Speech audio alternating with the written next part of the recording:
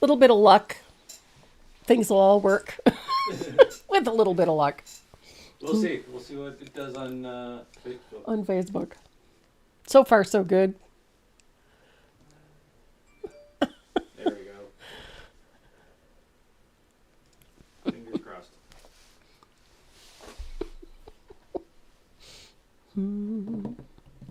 Screen. I'll put you back in top down. Okay. There we go.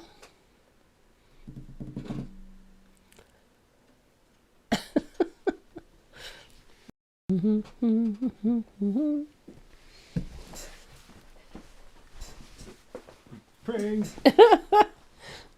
Hi, Charmaine. Video will be deleted after 30 days. Cool, that's fine with me.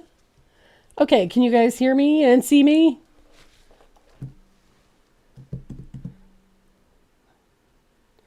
Not getting any chat.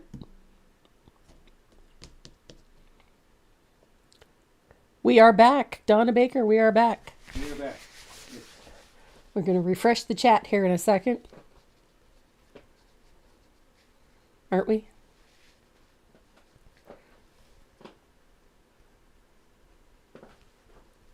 Can't see it. Hang tight, guys.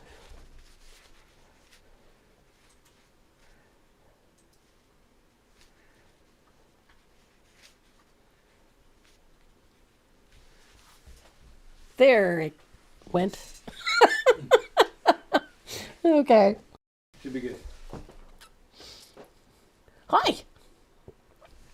Yeah. I literally had to change one number. Oh, goodness. I double shared you. That should count for something. Thanks, Lucy. And Lilibeth Mendoza. Miss Tracy and Renee, greetings from El Salvador. What's for supper? What is for supper? Chicken cacciatore. That's what we're having for supper. I haven't had that in a while. No, I know. There. That's what we're having for supper. Chicken cacciatore. Well, good. I gotta take that dog for a walk. Okie dokie.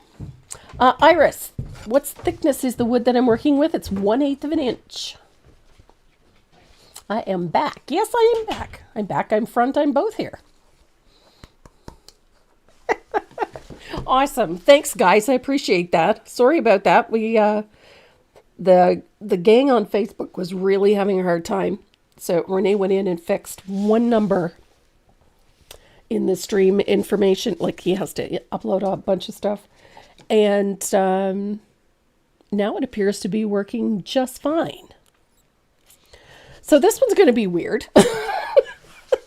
It's going to start right at the beginning of the painting part. So I'll just give you a quick recap. Our base color for these little stamps, and we have these on the website, these little sets. They come in a set of 3. I've got 1 coat of almondine on this surface, and then I give it a light sanding. But 1 coat of almondine.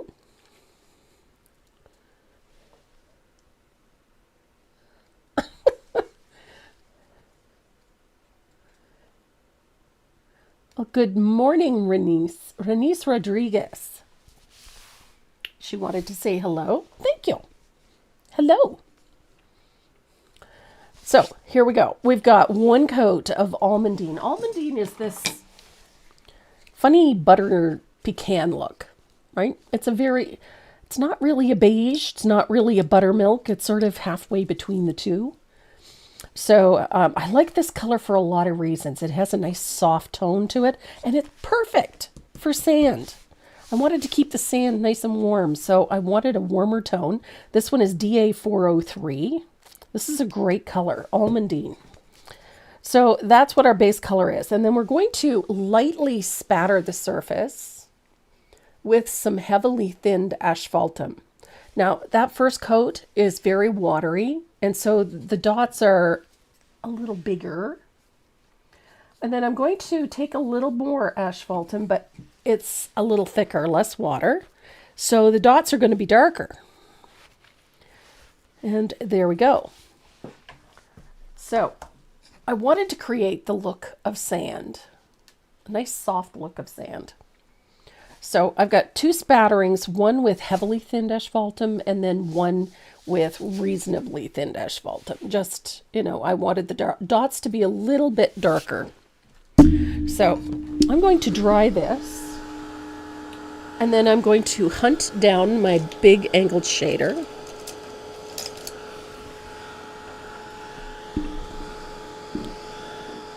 There we go. The nice thing about heavily thinned asphaltum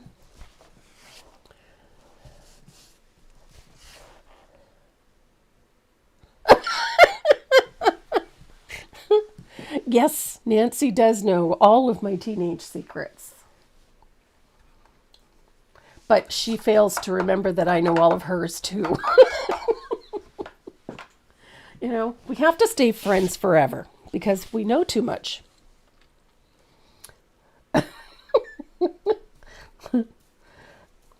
So we're going to take some of that asphaltum and I'm going to blend this really well. I don't want it full strength. And I'm going to put a nice float of thinned asphaltum all the way around the outside edge. Just like that.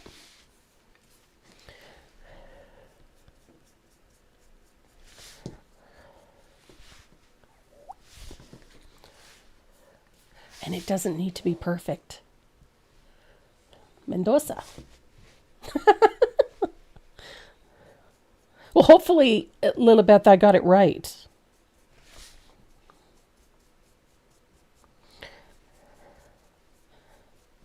And if I didn't, I'll apologize now. You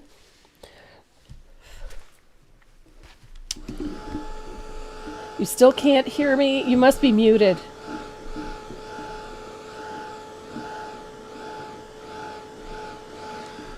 There we go.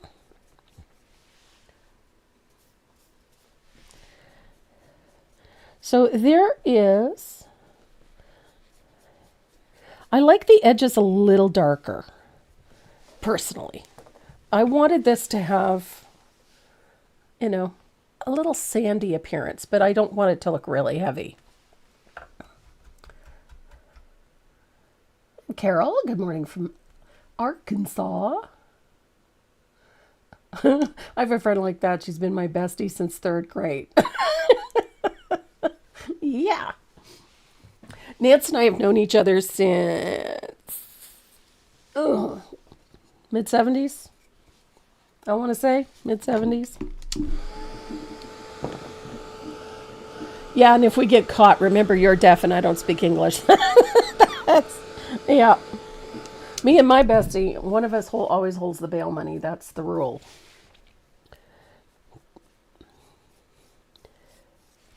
There we go.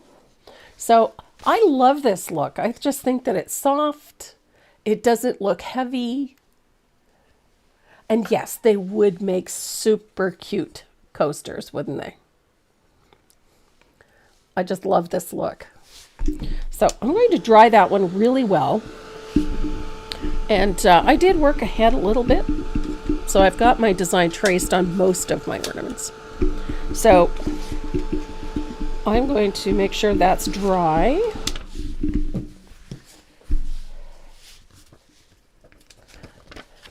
And I'm going to tape my line drawing in place. Comme ça. And I'm going to use a gray graphite to trace this.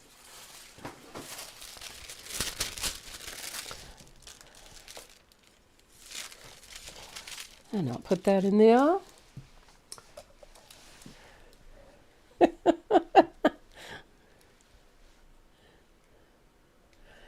Oh, Judy, believe me, the skull through the airport was the least of them. I've done better.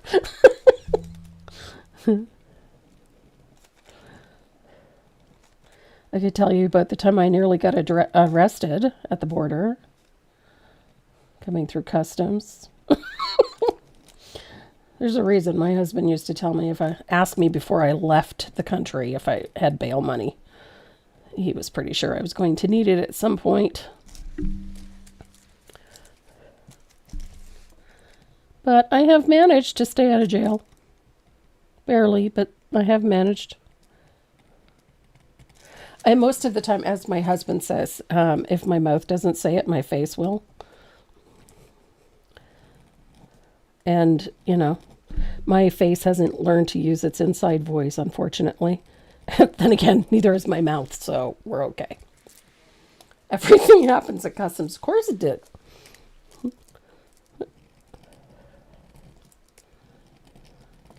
Renee will tell anybody and everybody that I'm not allowed to go to Walmart unsupervised. Because, like my husband said, if my mouth doesn't say it, my face will.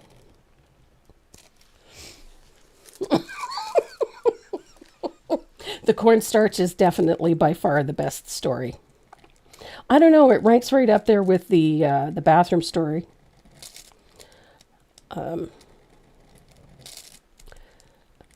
When I travel, I have adventures. Whether I plan to have them or not is beside the point. I can get into I can get into trouble in the weirdest ways.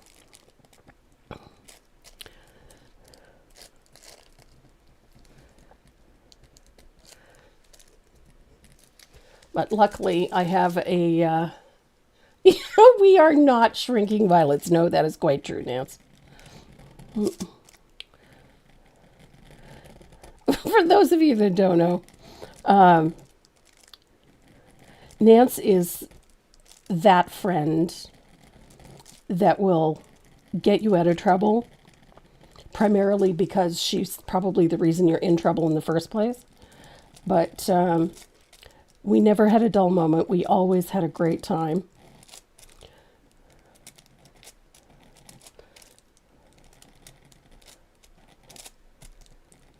And she's a handy friend to have because she was a cop, now she's a nurse. So she can, if I get into trouble, she can either patch up my wounds or, find me a good lawyer. So she's a handy friend to have. Spilled the cornstarch story? Okay. You really want me to tell that story? Okay. You never leave a woman behind. Abso-freaking-lutely. Okay. I'll do this as quickly as I can. I was working a convention in Toronto. Okay. You know what? I have an absolutely perfect transfer on the back of the paper. Okay. See if I get it right this time. See?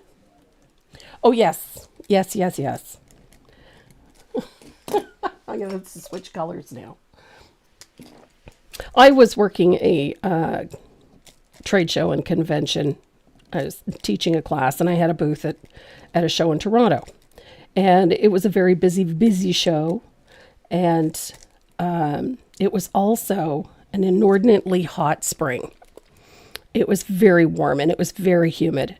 And I had been wearing a sundress because it was so friggin' hot. And it was just unbearable. So I had a dress on, but what I neglected to do was to put on a pair of shorts or something underneath it. So I had a little bit of chub rub, and it turned into like the worst heat rash I've ever had in my life. It was just misery.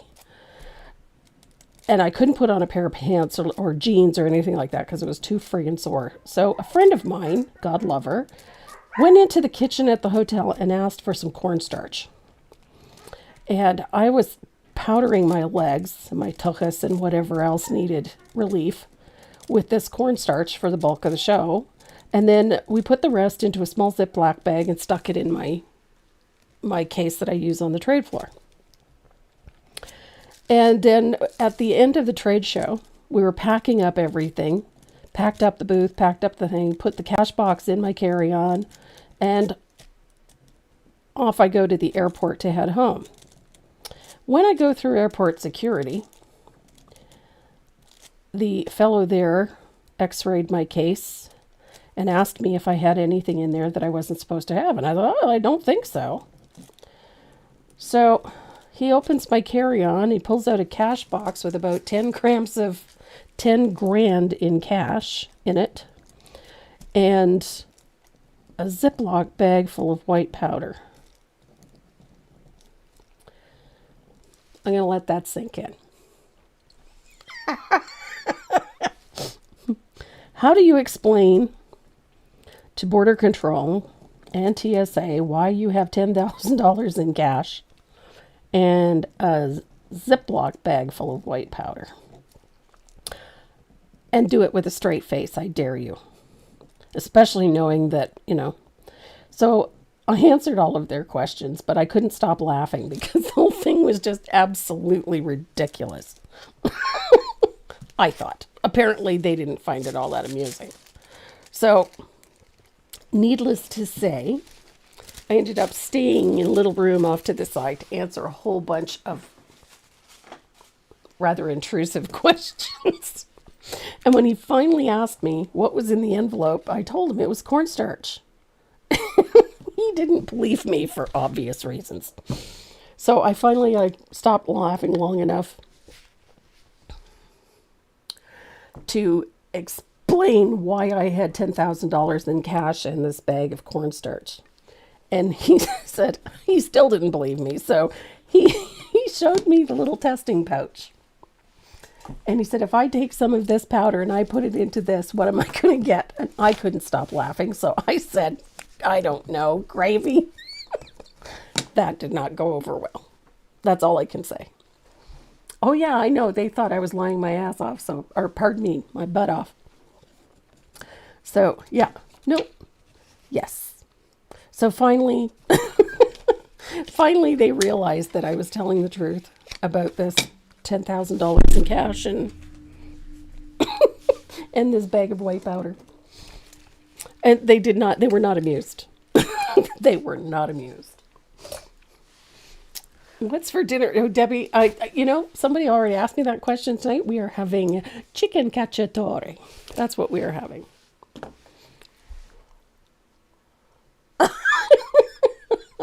Oh, yes. If anybody can get into trouble with border control, with the police, it'll be me.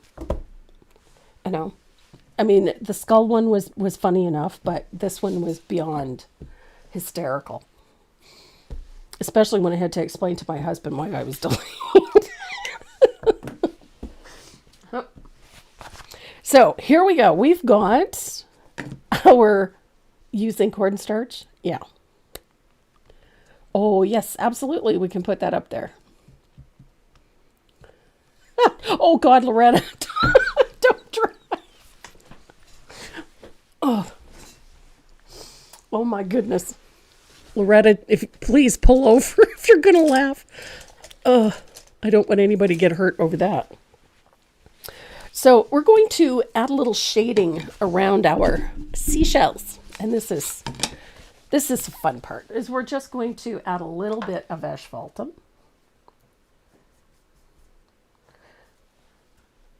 Would help if I put some water in the brush. That would do wonders. Okay. And we're just going to add a little shadow in a couple of places just to give this a little bit of depth, I guess. A little float of asphaltum in a few key places.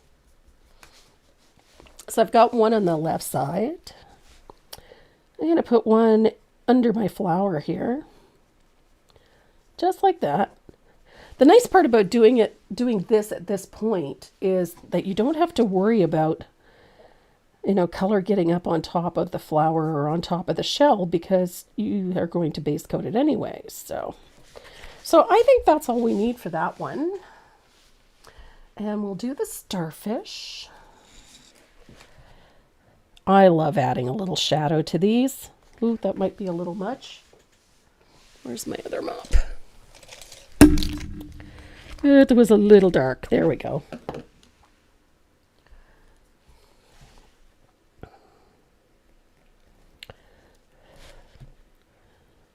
And I've got little droplets of water Those little half circles or those little circles you see there. We're going to put a little float around one side of those. Just like that. Just a little half float. It just gives them a little more elevation, that's all.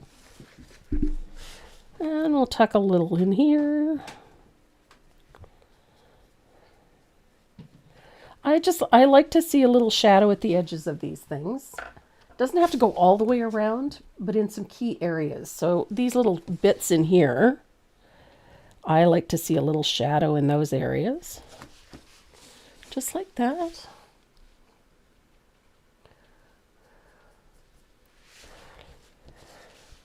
I love this one. I think out of all of these, this one's my favorite. I love the nautilus shell. Of course, it's not a true nautilus, but we have these large snails here. Sea snails. They're quite large. I've got a couple of shells that are, this size or bigger. And they're white. And as they've been sitting out in the sun for long periods of time, they get this sort of rough edge on them. They're quite pretty. Airport security. Yeah. You know what, Carol? I'd have to write like 3 or 4 books to cover all of the things that have happened to me at airports and while traveling. My first day in Italy, I got escorted back to my hotel by the Milan police. The Carabinieri.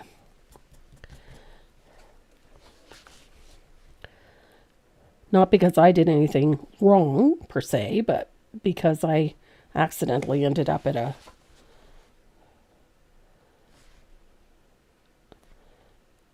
rally that I probably shouldn't have been anywhere near, but it was a communist rally. So the Carabinieri escorted me back to my hotel.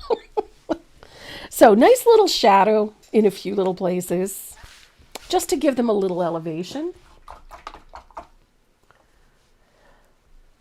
And then we're going to start by base coating our shells with a little bit of sand gray.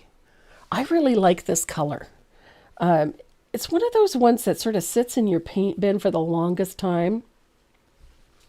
What can you use if you don't have sand gray? You can use a little bit of cobblestone. You just need a neutral, that's all. Or you can just leave it that way. It's fine. But I liked the lighter value of the sand gray. But if you don't have it, you can always make some. It's just a little bit of warm white with a little, a darker gray. That's all. It just needs to be a very light gray. That's all. Doesn't have to be anything fancy. So I'm using a small round brush. And we're going to base these 2 shells with the sand gray.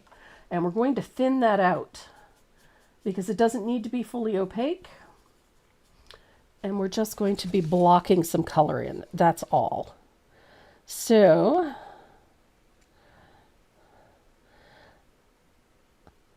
and you'll notice that you're still able to see your line drawing right through it. It's just a base. That's all it is.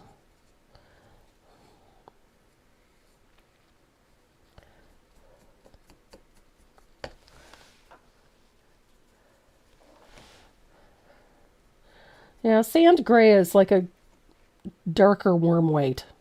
That's the best description I can give for it. There we go. I really like the sand gray for shells. It is such a nice color. It's a very light, soft neutral, and it works beautifully for this.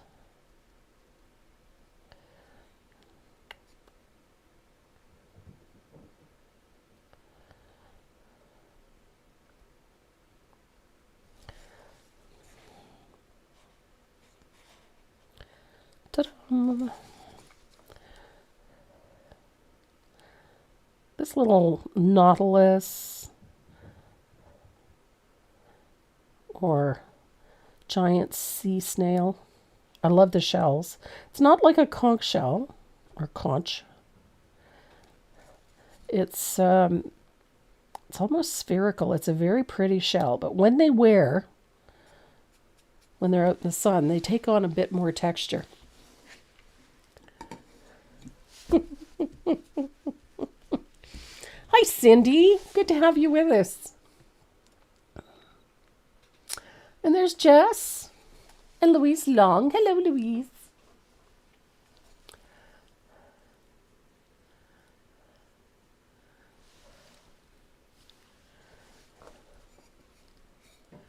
Yeah, a lot of our retail stores are going the wayside. They're just not carrying the paint.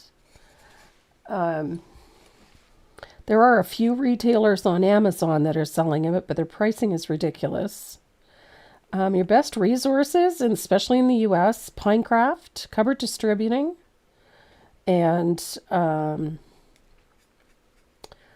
to Decor itself. I will tell you that if you're going to be shopping on decor.com, if you want a little extra discount, you can use Tracy M and the number 15, all in one word, and that'll give you a little extra discount.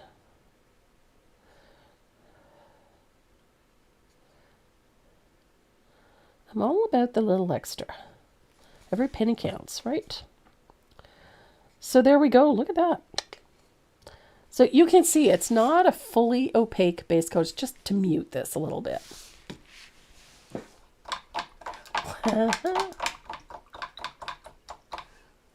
Plantation pine. It's one of my favorite greens. So I'm going to dry those, and then we're going to paint our Starfish. Now I'm using a color I don't use often, but I really like. I'm going to use Vintage Pink. It's a great color.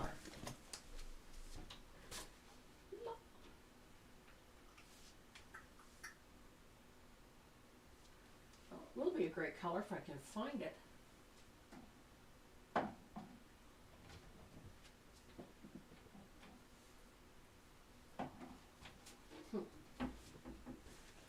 It must be in my...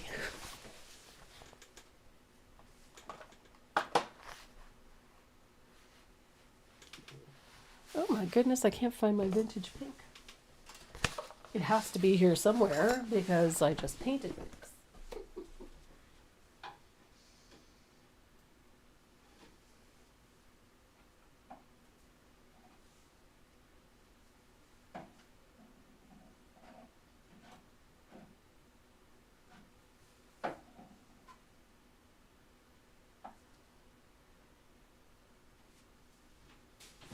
La, la, la, la, la.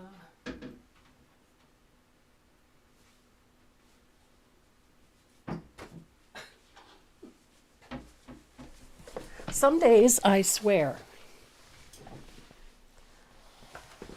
things get up and walk away.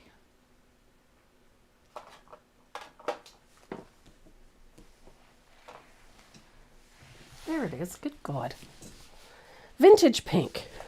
I love this color.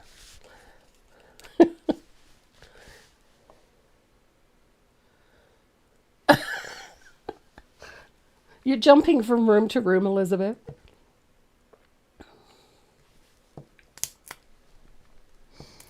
Oh, come on. I can't get out of the bottle now. There we go. Good gravy.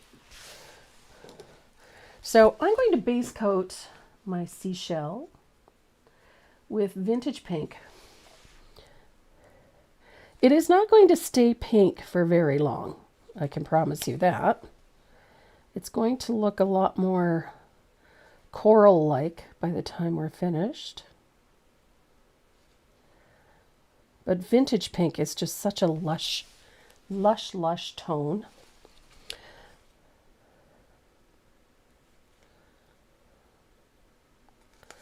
There we go.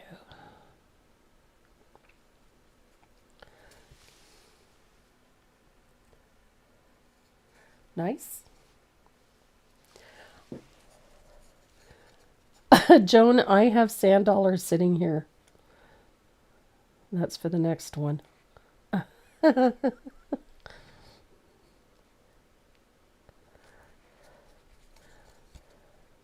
have a great big bin full of seashells. And sea glass and pebbles and the things that I've collected off of the beach over the years. And I have a beach on my desk. And that serves as inspiration a lot of the time. Here we go. Look at you. I love that color. So pretty. What's a good substitute for vintage pink? Cactus flower will work. It's a little brighter, but it'll still work.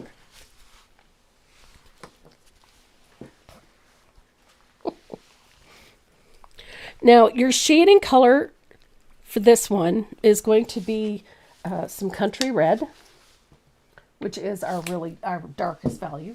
And we're going to use tea berry. And I know that this does not look necessarily like the color palette that you would go with, but I want you to see something.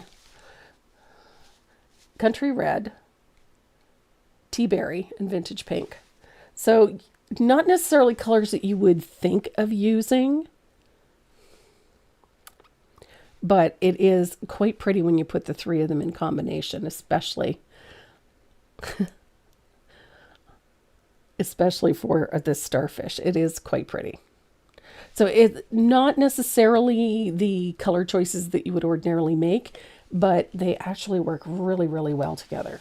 So I know it seems like a strange color combination. So I'm going to dry this real quick.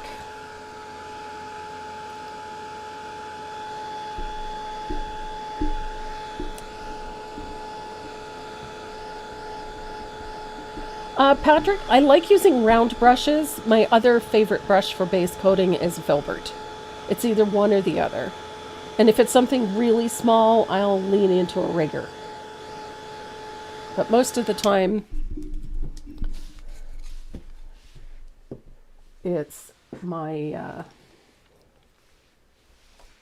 my round brushes or my filberts. I like filberts, especially for tight places. Yep. So the colors that we're using are vintage pink for your base color, and your two shading colors are going to be tea berry. The color number for that one is 419. And then your darkest shading color is going to be country red. So we're going to start with that tea berry. And I love using this color. Tea berry very quickly became a favorite. I'm going to shade around the outside edge of our starfish with a float of tea berry all the way around. Don't be shy with this color. I love how this looks. So if you need to float into that curve and float up, do it by all means. Like that.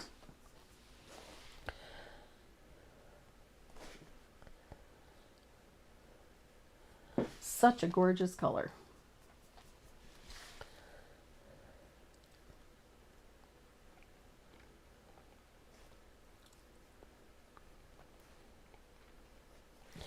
Tea berry very quickly became a favorite of mine.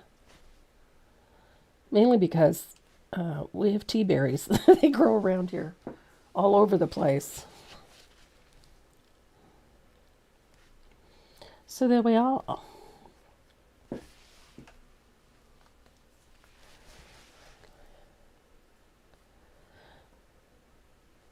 So I've got that tea berry, and then I'm going to shade right underneath that flower. Again, don't worry too much about getting up onto that flower. You're going to paint right over it anyway.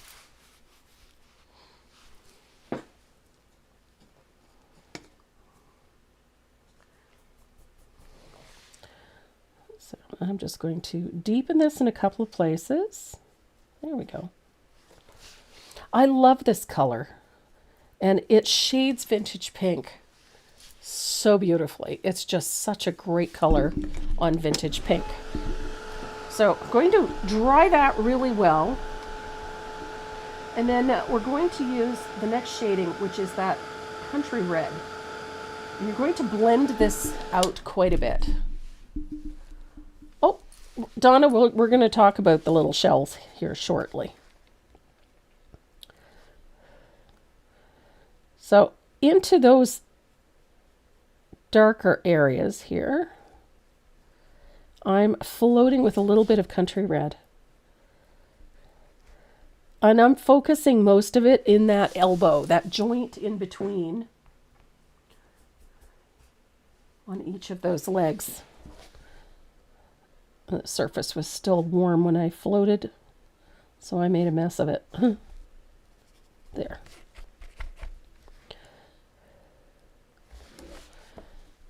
So those little elbows, I call them elbows, I don't know what else you would call them, but that corner where the arms meet, right in here, that's going to get a nice float of country red. And you're working right over top of that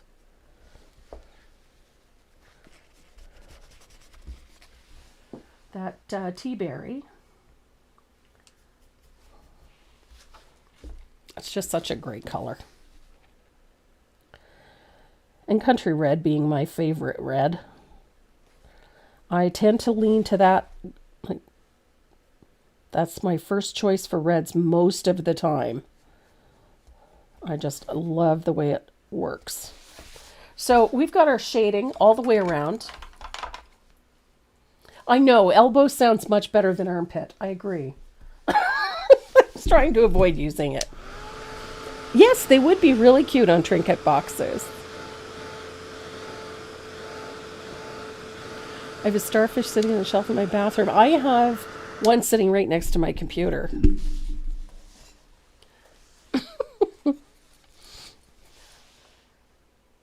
Here we go. Here we are. So I'm going to take a little bit of asphaltum and I'm going to thin it heavily. I just want to deepen some colors in a couple of places underneath this flower.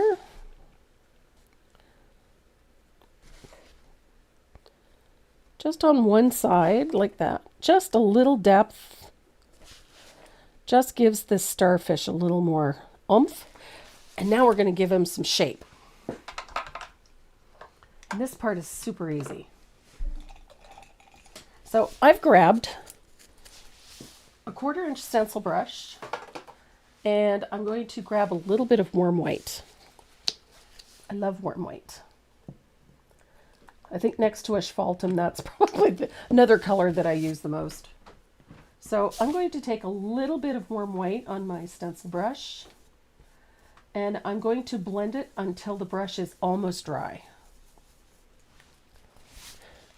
And I'm going to dry brush the center of the starfish and out onto those arms like so. Just to soften all of those boundaries and to give our starfish a little height in the middle. There we go. I like that lighter value just in the center. So we're going to start by adding, I need a small liner. I'm using a small liner. And I'm going to use a little bit of country red. And it's going to go right here at the outside edge of our starfish. And I'm going to put a series of little dip dots right along the edge, fairly close together. Just like that. And we're going to go all the way around the starfish.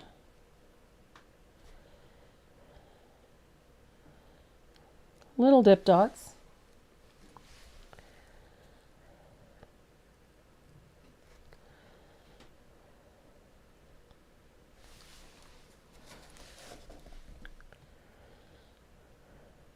And we're just going to start building some texture on our starfish.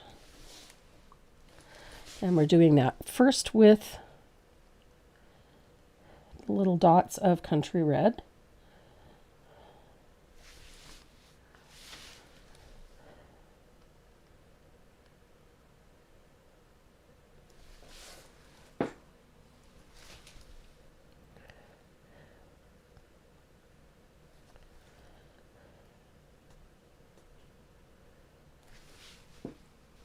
Just like that.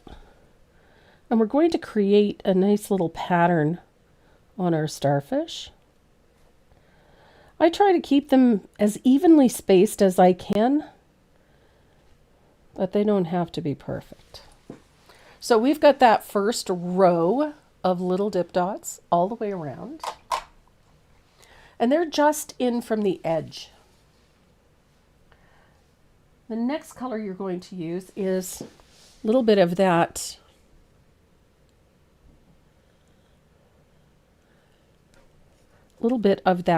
tea berry. Sorry. So then in between and above each of those red dots, we're going to put a dot of tea berry. Just above. In between and above. It just kind of creates like a zigzag or a lacy effect.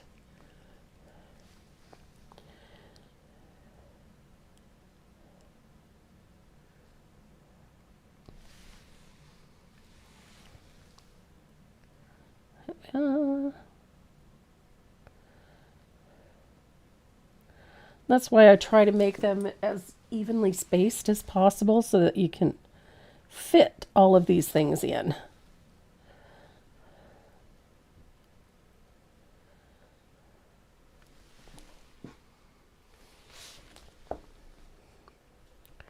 Now you could do a couple of rows of these if you want to. If you feel there's too much empty space, you can absolutely put another row in if you want. Like I said, we're not looking for perfection.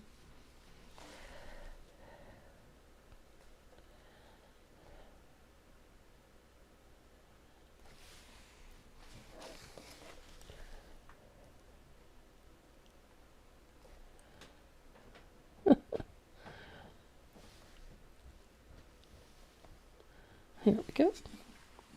So there's our second row.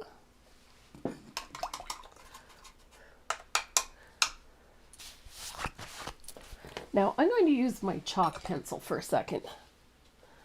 I'm going to use a pencil because I'm going to roughly find the center.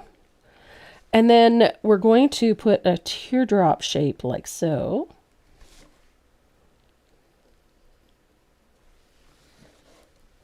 One for each arm or leg, depending on how you look at it.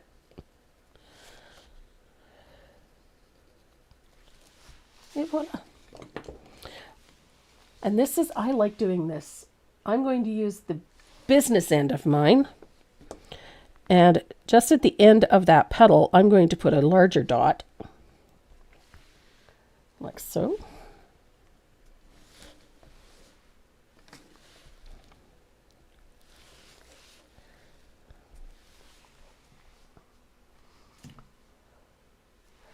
And then the next one is going to be a little bit smaller, and they're going to get progressively smaller as they go down to the tip of the arm.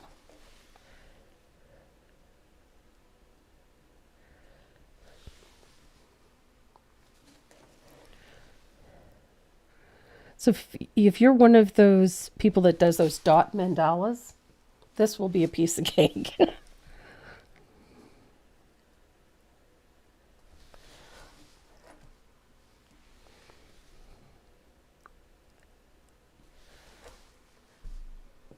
Now in the center, we're going to put a larger dot.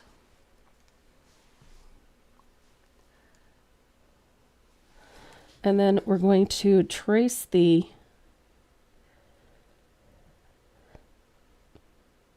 shape with white dots.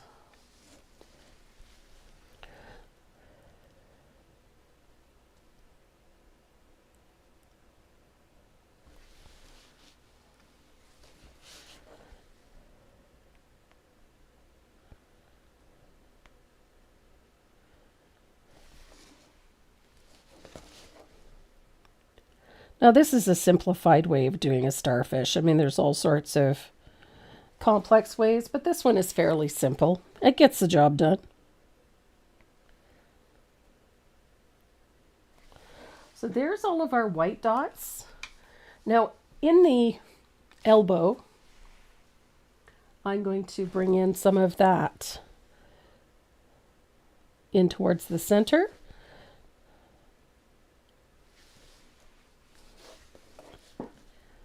Just like that.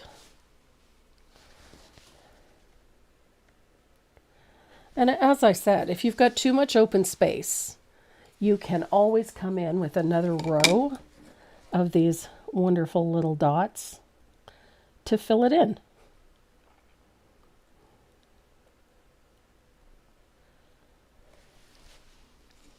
They don't have to be in perfect little rows, but we're just building that texture of the starfish. And I like the idea of it being a little imperfect. There's no two the same.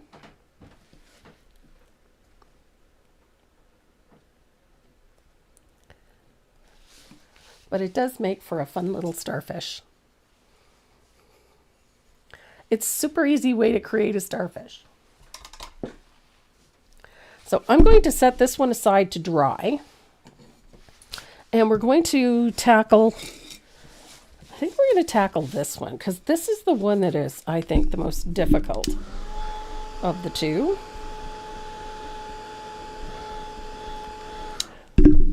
And this one's pretty easy. Oh no. Oh my goodness.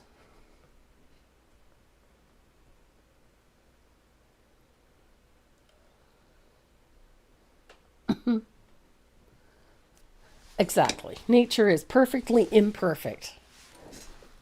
Or is it imperfectly perfect? Either one.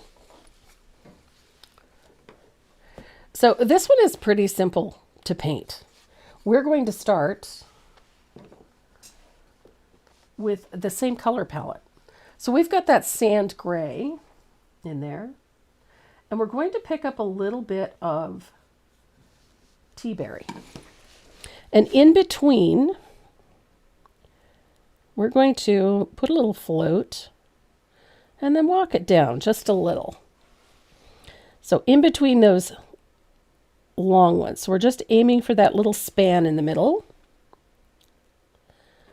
And we're going to put just a little float of tea berry.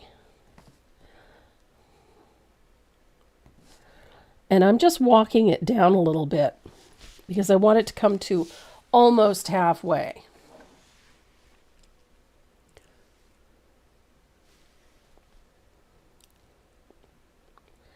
Nice little float. Again, doesn't have to be perfect.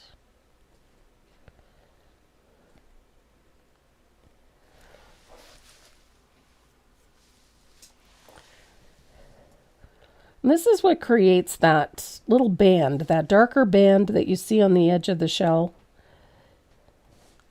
or in the shell. We're going to do it in the lower space, in between each of those higher ridges. Didn't quite have enough paint on my brush.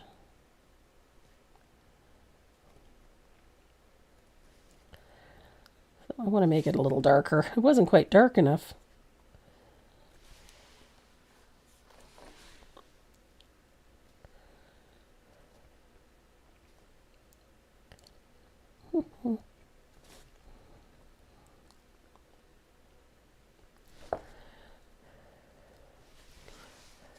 But it does make a nice little pattern all the way around.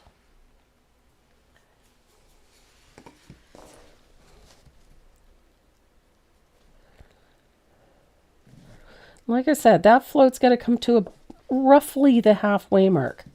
Roughly. It doesn't have to be dead on.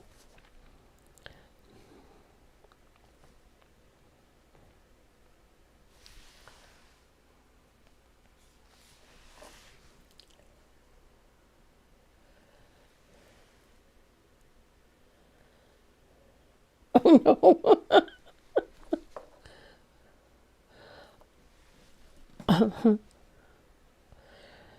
You guys getting slammed with snow out west, eh, Brenda?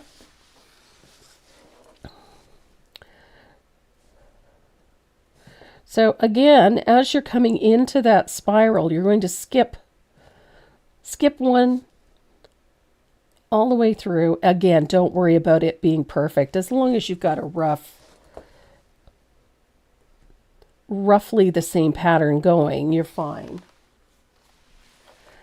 I love the look of this. I just think it's such a fun and easy way to paint a shell.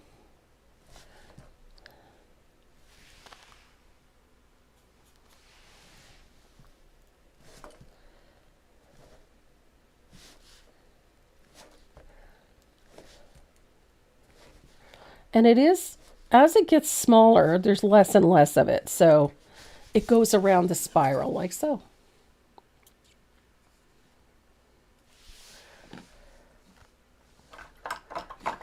Well, we have grass.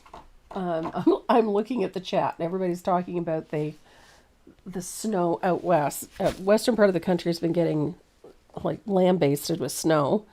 I live in the eastern part of the country, so we're getting sunshine, but it's still not that warm. But we've had enough rain that we don't have any snow left. So I'm going to use a little bit of Bahama Blue. If you don't have Bahama Blue, Aqua Sky will work just fine. But we're going to do this in the opposite direction. At the bottom of that space, we're going to put a little Bahama Blue. And again, we're going to walk it up. So it's going to come to almost halfway. So you're going to notice that there's a little gap between those two colors. Just like that.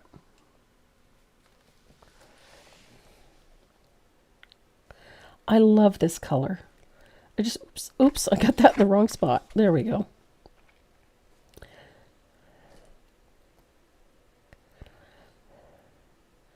This is just a really pretty combination for seashells. I really love how this combination looks together. That gorgeous tea berry and then that really crisp, cool blue. Like I said, Bahama Blue or Aqua Sky, either one is going to give you a really nice color combination.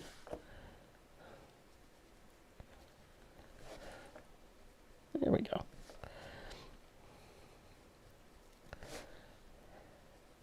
And as I said, you don't have to putz with this. It is a narrow space. Look at how close together those are. You have to just touch the chisel edge and pull it a little so that you get that color to move up. So if it doesn't want to move, make it move. And then as you get into that spiral in the center, it's virtually impossible for you to get that color into those individual spaces. So you're just going to bring that little bit of blue in as a little float, because it's a very small spot. And we just need to bring that little bit of blue into the center of the spiral. So just like that.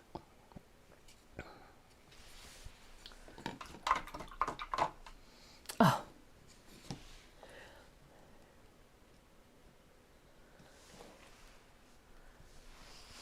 Goodness.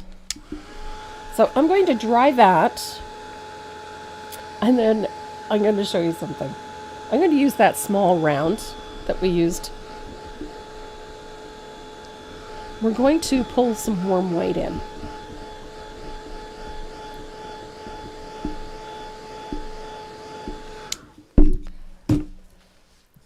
So I have warm white on my palette, and I'm going to use a small round, and I'm going to start here. And on that large band that we had on the shell, you're going to fill that with warm white in just a few strokes, and you're going to pull it back to the edge in that shell. Now, if you've got spots where your floats overlapped with that, this will cover it. And so you'll end up with some nice crisp lines and a nice bright shell.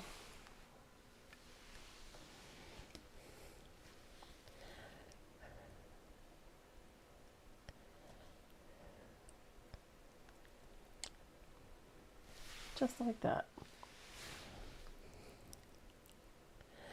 Now, as one of the girls in the chat said earlier, these would make really cute coasters, for the beach house or for the cottage. These would be so cute.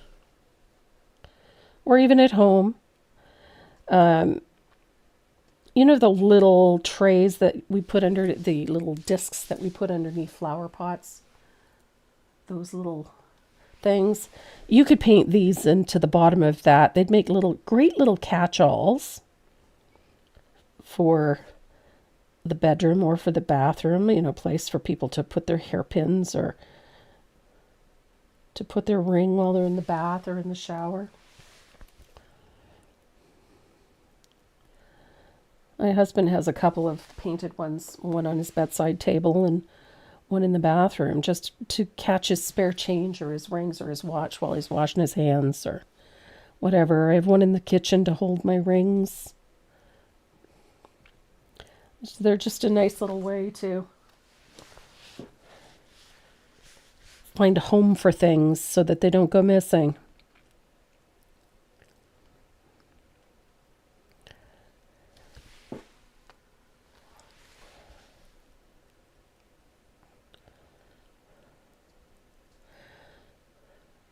Next Saturday's piece is already up on the website. We're doing a quick little sunflower piece called Fresh Local Honey.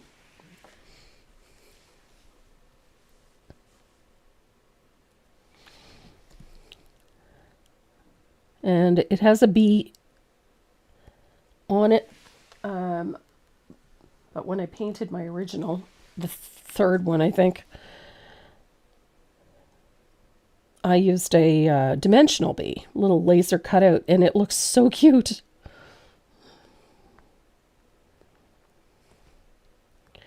And then I'm also working on a piece called Home Sweet Home that is a bit unique. I did something a little bit different this time.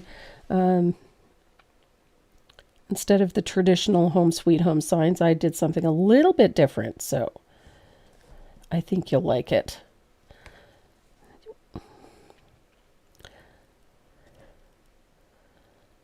Such a pretty shell.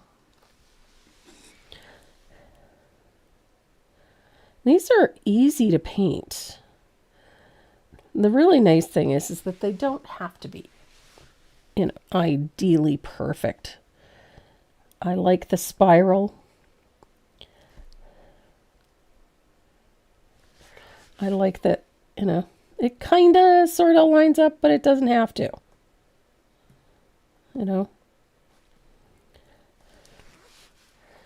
So this works out really nicely.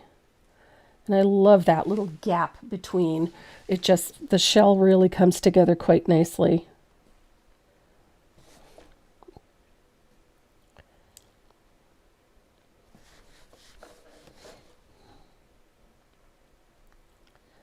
There we go.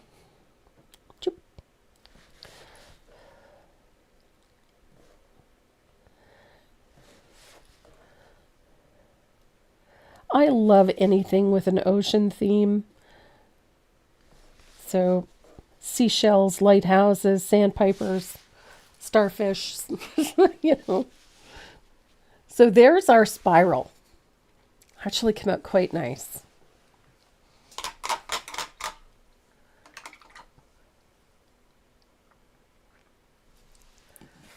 Yes, absolutely. I found these at one of our local dollar stores the other day. You could reduce the size quite easily and make some really cute little ornaments out of them. These are 3x3, I think they are, and they work quite nicely. A 4x4 surface, whether it's a little canvas or coasters, you could paint this on cork quite easily. Just seal the cork.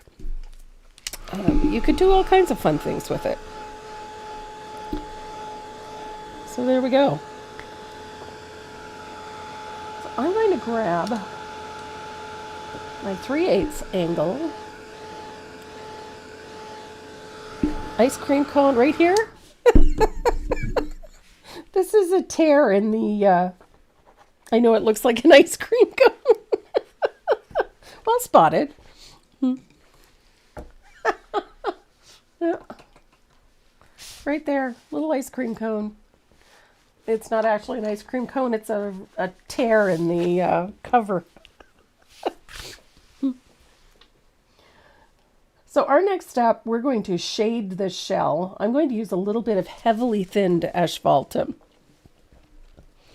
And we're going to put a float at the top of our shell as well. So I'm going to start here. And I'm going to shade over the tea berry and the warm white right at the top edge of the shell. Just like that. Just pull that float along.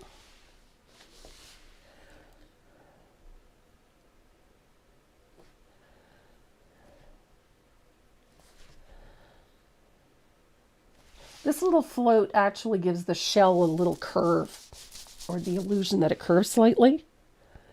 And it works really nicely to give us a little more depth to the shell, a little more dimension. And it's not a big, heavy, dark float. It's just a little one.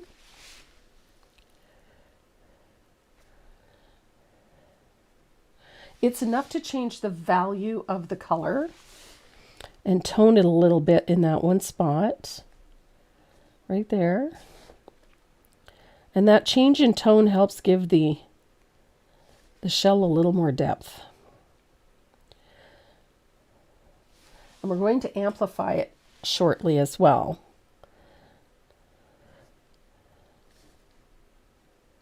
That little float.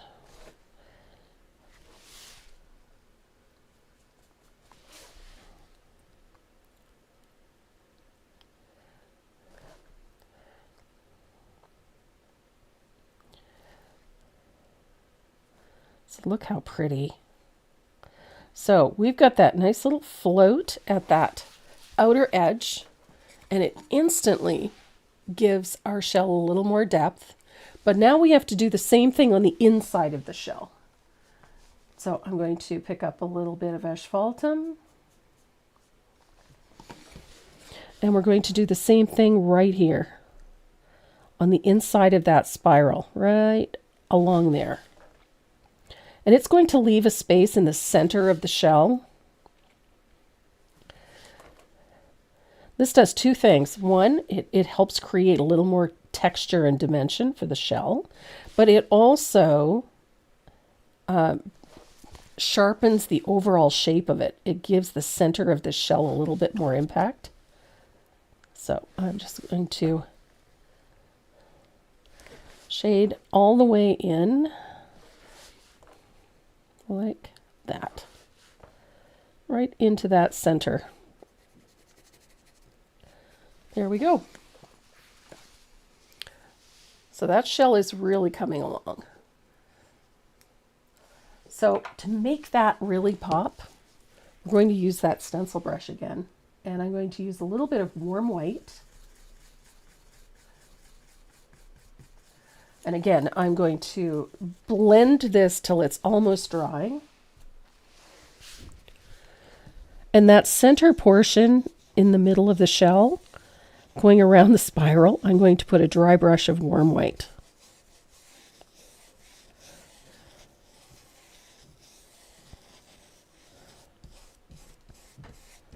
Just like that.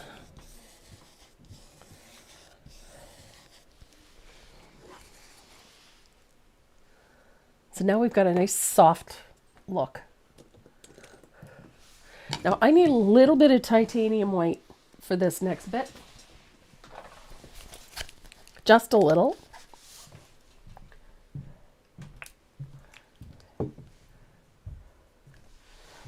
I'm going to just dry brush right in that center of each of those white bands. I'm going to pull a little bit of titanium white. Just a stroke. It just see how it brightens the center of that dry brush? It just makes each of those pop. And so I'm focusing on the center of each of those bands.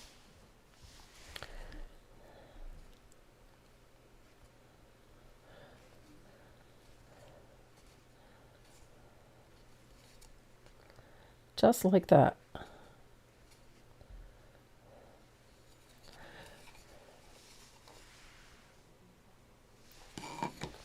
So I'm going to dry that, and then we're going to put one final highlight in on the right down the middle of that dry brush.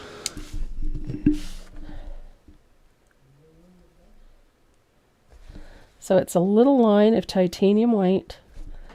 It can be broken, it doesn't have to be perfect. Just like that.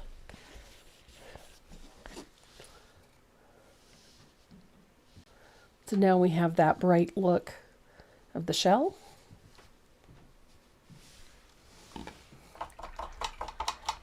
Now, if you like it the way it is, you can leave it as it is.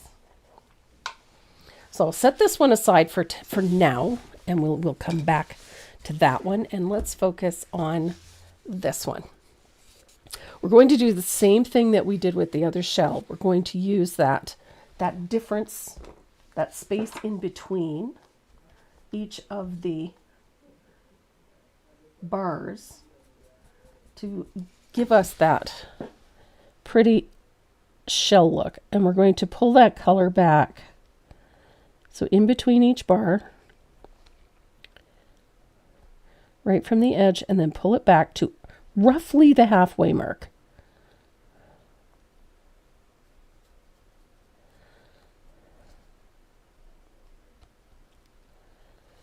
Just like that.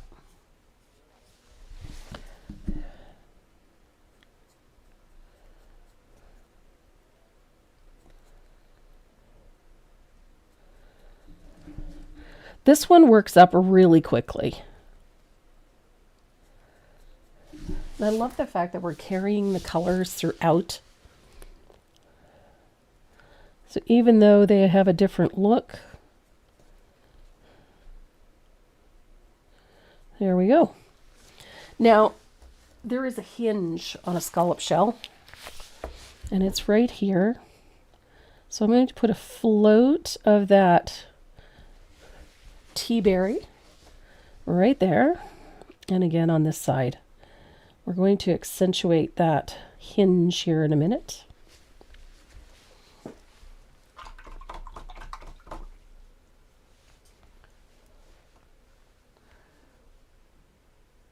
Now we're going to come back to this, the end of the hinge here. I'm going to put a little float like that, just a little one, and then I'm going to bring that Bahama blue up to that halfway mark.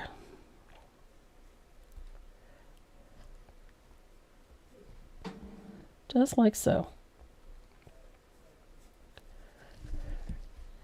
I like the cooler color on the back end of this. You could do it with just the coral shell, but I like that cooler value in here. I think it makes such a difference. So there we are. Nice little float. So look at the shape of our shell. And all we've done is put in two little floats. I love you too, Nance. And thanks for the little bonus. Appreciate it. It's what keeps the lights on, as they say. So I'm going to use a round. It does look like an Indian headdress. I'm going to use my round, that small round, and we're going to paint in these edges of these shells. Now these ones at the edge here,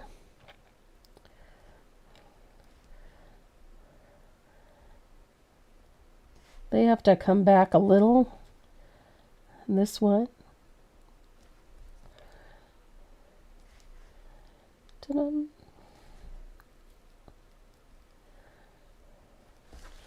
We're just going to stroke those in and let the paint run out a little bit.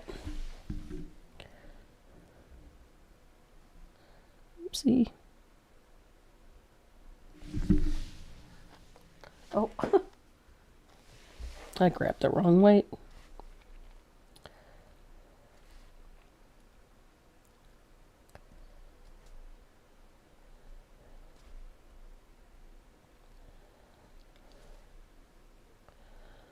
So warm white, again, painting those bars.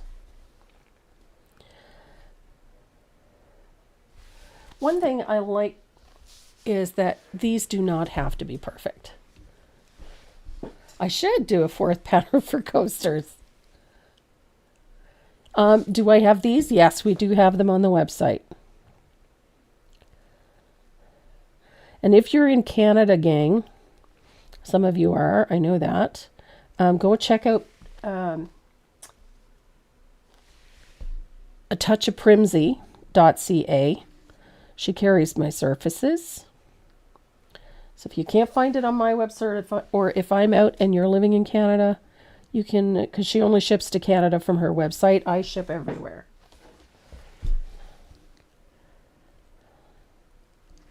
Especially if you're out west, if you want to save on postage, because she's in British Columbia, so she can save you little bits.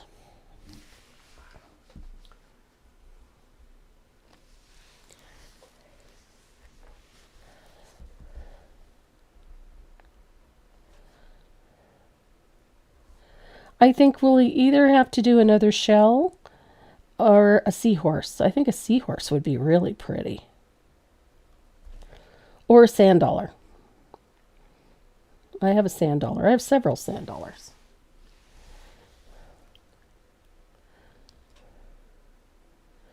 So as you can see, you don't have to be, doesn't have to go all the way to the end. You know? Little line. It can just sort of dissipate into it. It doesn't have to be perfect.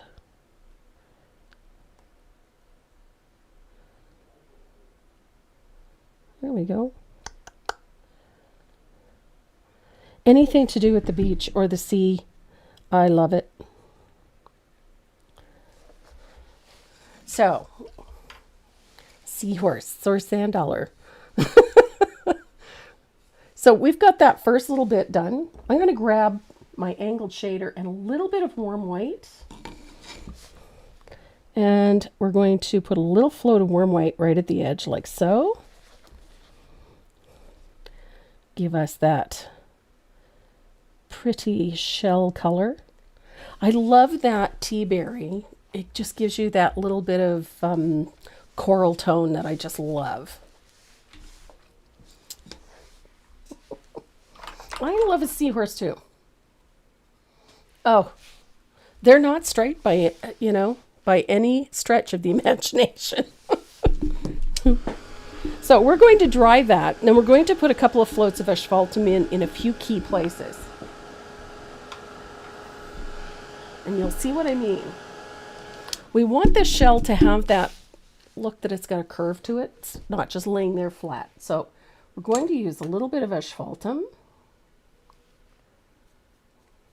Again, I try to keep my colors thinned.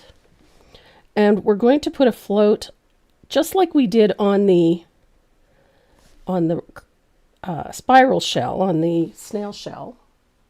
We're going to do the same thing on here. So we need a darker float at the edge of the shell, just like that.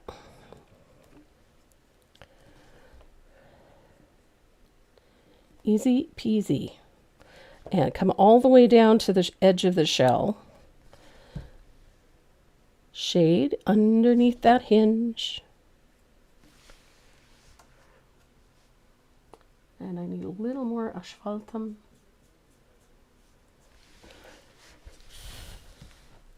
And I'm going to float the hinge. And I want to float it quite dark at the base, like so.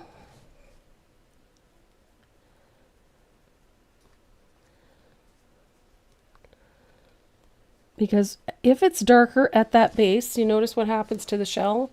It suddenly develops some height. And then we're going to take that, remember our little stencil brush? We're going to take a little bit of warm white.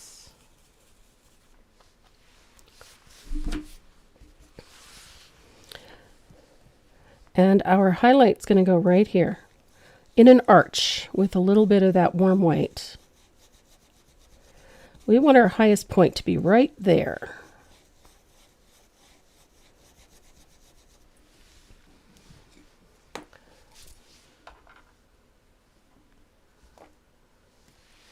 And just like on the other shell, I'm going to put a, oh goodness, little stroke of white. Oh goodness.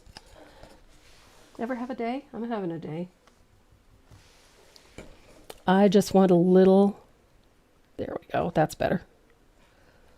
Too narrow. Oh heavens, I can't do this today.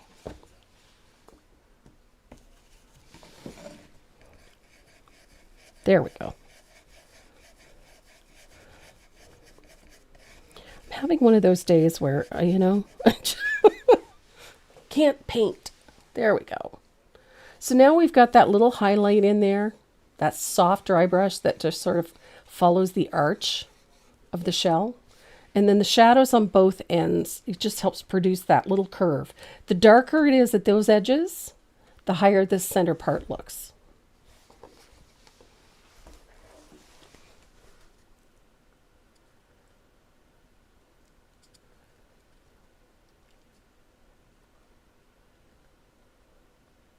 Good heavens, you guys have really been getting the storms, haven't you? Nice. So we have shells. Look at that. So our shells are really starting to look like something. So I've got a couple of bubbles. These little bubbles. Remember the ones that we floated around over here? Those are really simple. I'm going to use a little titch of titanium white. Tiny, tiny, tiny amount of titanium white. And we're going to make a little bubble. So it had a shadow on one side. We're going to highlight the other side. It's really not a big one. It's just a little highlight. Just enough to make it stand up a little. So it has a shadow on one side, and then we're going to give it a dot, a final impact point.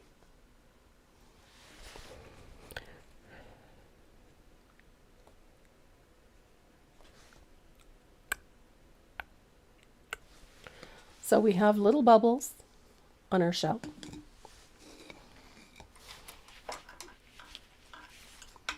So before we start doing all of those little tiny details, we need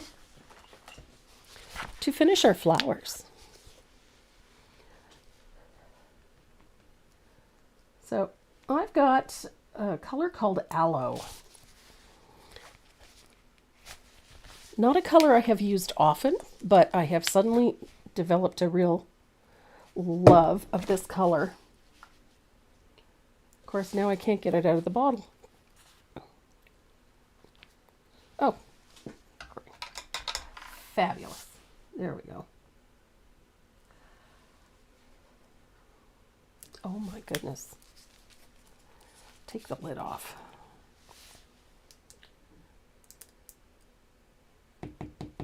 I am not patient. I have to take the lid off. If it won't squeeze out, I'm taking the lid off. So the color that I used for the leaves is called Aloe. And these are pretty straightforward. I wanted to keep all of the colors in these pieces in the same tonal range. So I chose Aloe because it is very pretty, soft green, and it has that same tonal range as the other colors that we've used. So it works really nicely. So there is our leaf for our flower. It's such a pretty color. And the tone of it is perfect for this. And then I've got 2 leaves over here.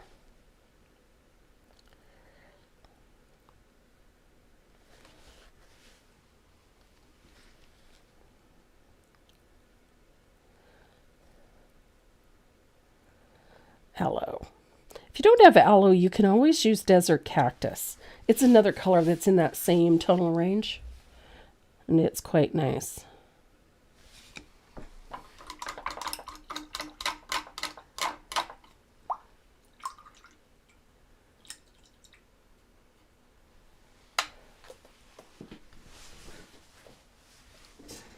Wow, you guys have really been getting it.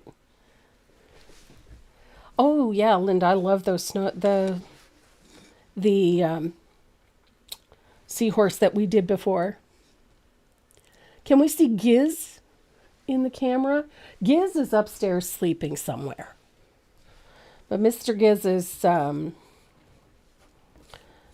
he's the old gentleman in the house.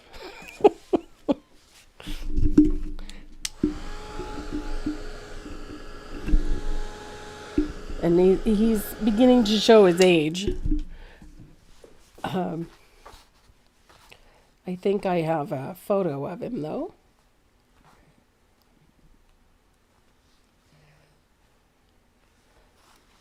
This is Miss Taz. Taz was helping yesterday in the studio, if you want to call it that.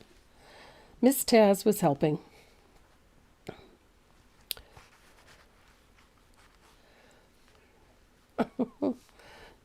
We're going to call it help anyway.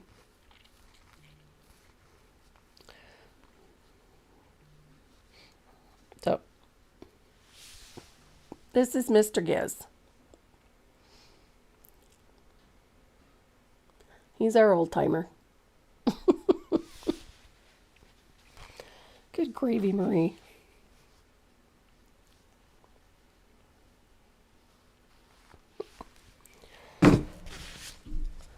So we've got leaves. Now we're going to do these flowers. I'm going to get my other round brush. I wanted a smaller round, but not that small, if that makes any sense.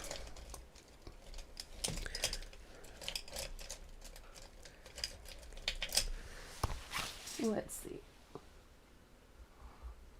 So I'm going to use a little bit of warm white.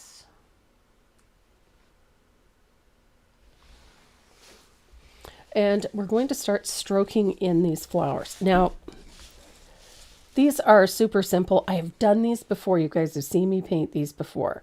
Each of these petals gets 3 strokes. Like that. One on the left, one on the right, one down the center. Make sure you've got a generous load of paint in your brush because you want some brush marks. 1, 2, 3.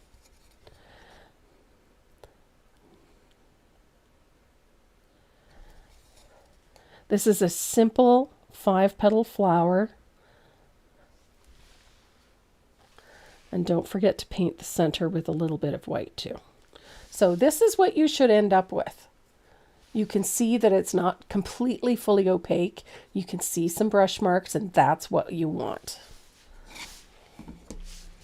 So we have, on this one, some of these petals sneak in underneath. So we're going to take a little care putting that in there.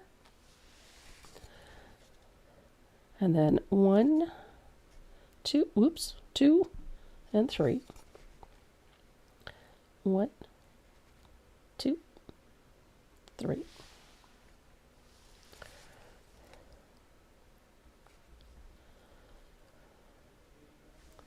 I like it makes for a delicate flower. And they're super simple.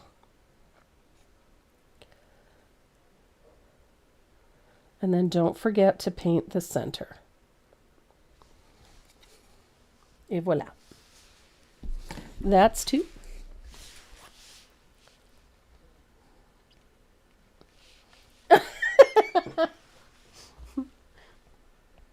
I know precisely what you mean, Lucy. I literally, when I'm doing anything with resin, I have to make sure that there's no cats about. There's either cat hair or dog hair. 1, 2. This is just such a simple flower to paint. And yet, it is so effective for a lot of different things. And I'm just going to take my time painting around. There we go. Look at that. So we have our flowers base coated. No, he wasn't himself. He was actually, now he's a little bit better. He's kind of grumpy. Hi, Sharon. Sharon Bookmiller is joining us.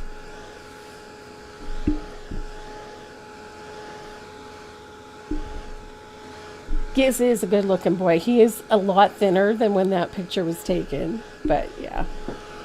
Oh, Debbie, I don't think so. I think you're fine. So I'm going to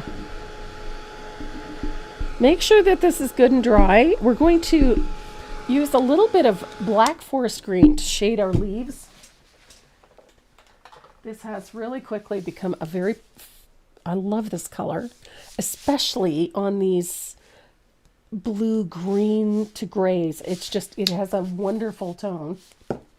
But I'm going to give myself a new palette. That was the last page on my palette.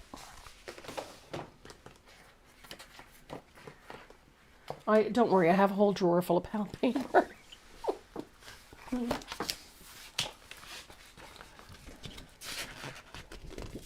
Okay. A fresh, clean palette. Look at that. So I'm going to put a little bit of black forest green on my palette.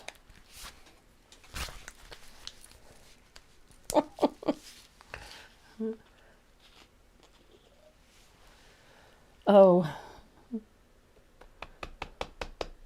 Taz walked through my palette the other day, so I have a trail of black forest green paw prints across my desk.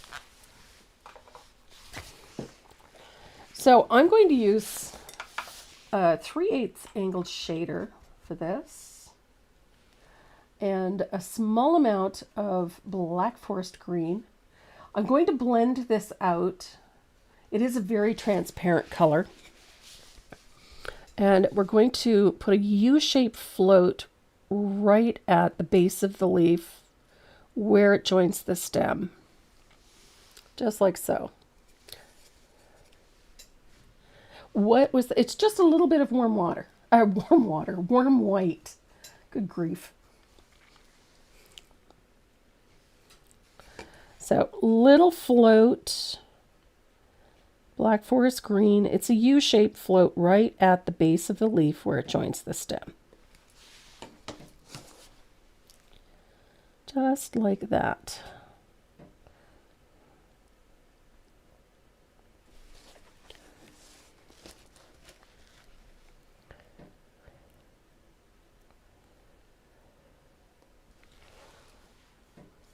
It is such a great color for that base.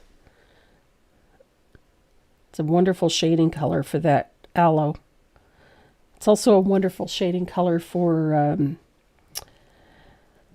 laurel. It looks wonderful over laurel. And it looks great over top of desert cactus as well, because it has that little touch of blue in it. So it's a cooler green, and it really works nicely. So there is our shading color. I'm going to grab a little bit of Margarita. Let's just go all the way left of center. So a very yellow green, which is very compatible with that darker blue green that we just used. And we're going to highlight with a nice little float out to the tip of the leaf and back. These leaves are very simple. They do not need an elaborate center vein. So no shading down a center vein. It's just a super simple U-shaped highlight. Just a repeat of the shading, just in the opposite end.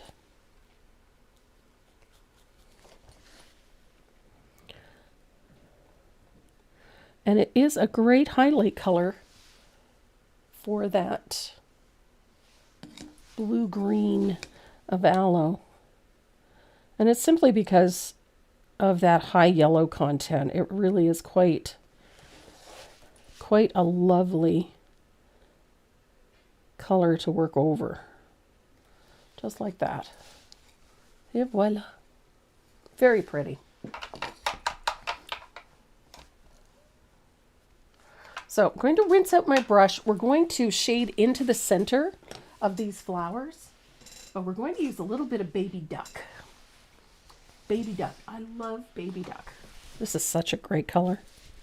Baby duck, which is that soft yellow.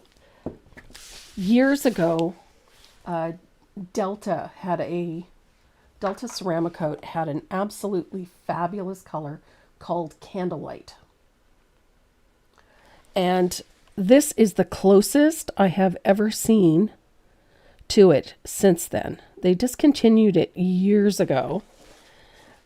But this is as close to that color as we've ever been. And it's just a luscious yellow. It's bright without being garish.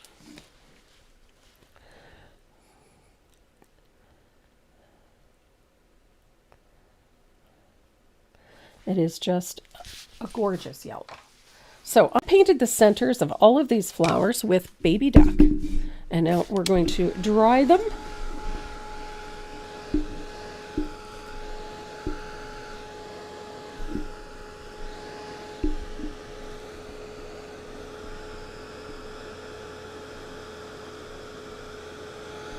The yuzu yellow, oh, I have all of them, Bonnie.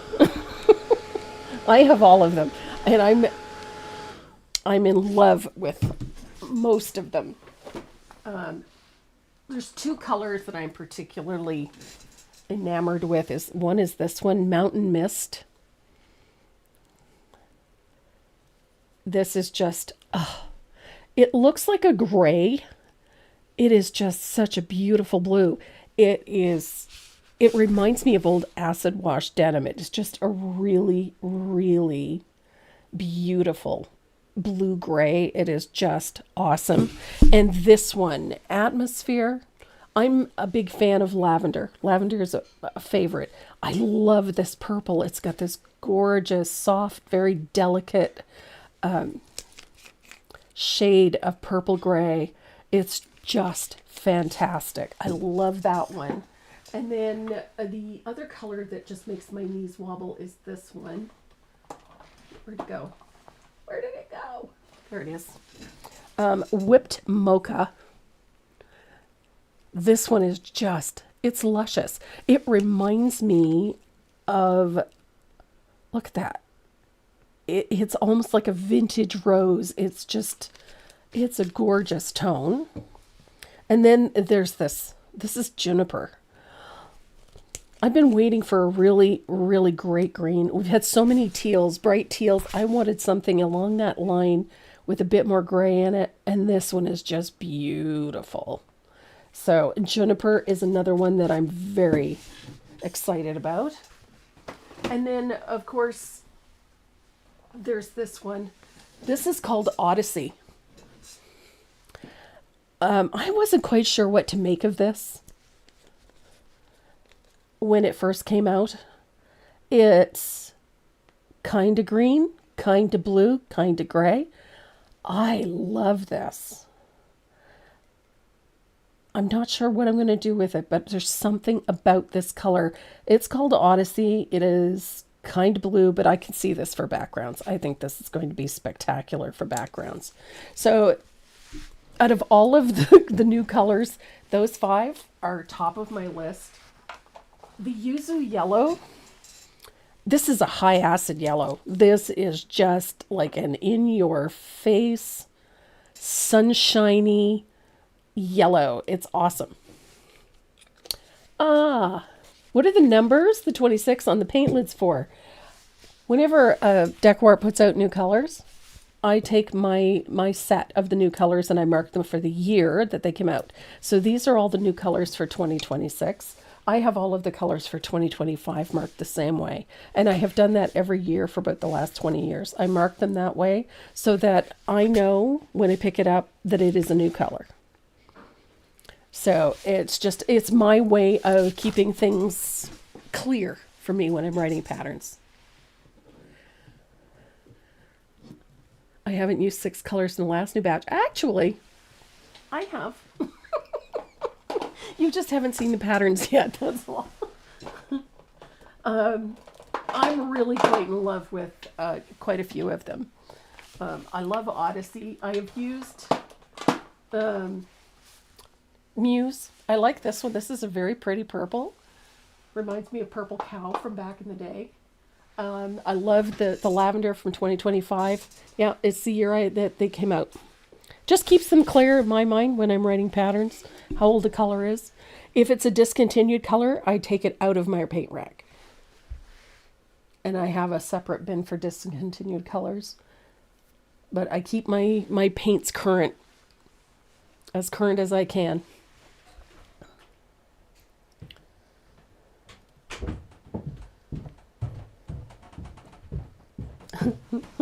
Hi.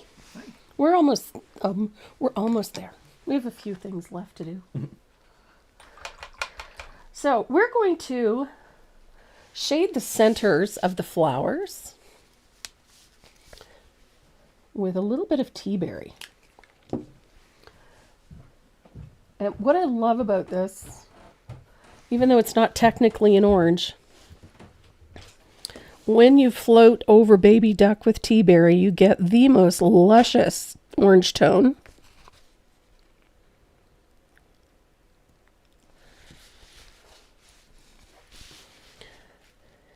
And it's just yummy. It is such a great tone over top of that baby duck. Gives you a nice hot orange for the centers of your flowers. Doop, doop. There we go. Look at how lush that is. And it just keeps everything in the...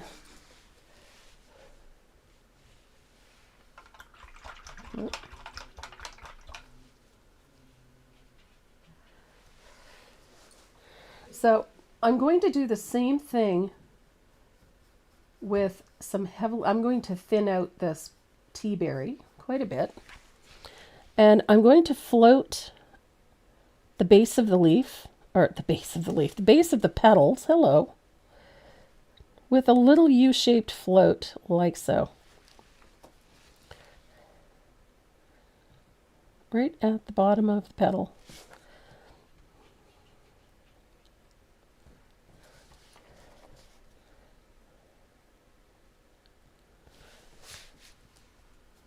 And that helps make that center pop too.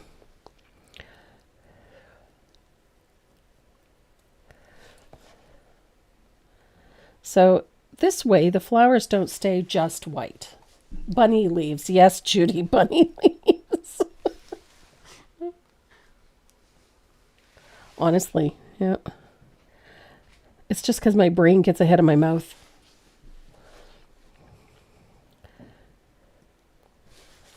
Here we go.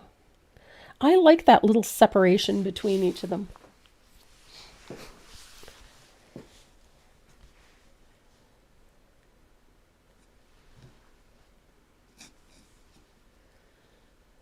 Margaret, if you go to my website, at the menu at the top of the page, click on More, and then click on Educational Materials Downloads. There is a guide on the transparency and there's an opacity chart for all of the Americana colors in that download section.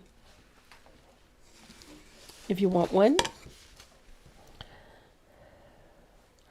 As for the little round labels, I believe you can get some at Staples. Has them, Staples and Office Depot. Little 1-inch round labels. I believe Avery makes them. There we go.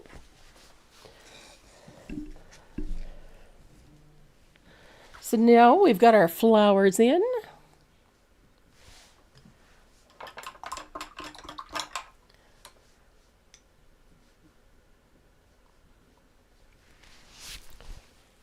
Now I'm going to take a little more asphaltum and we're going to shade the center of our flowers and our petals. Little float, heavily thinned. We don't need a ton of that color, but I'm going to float right over top of that tea berry with a float of heavily thinned asphaltum. Do the center of the flower.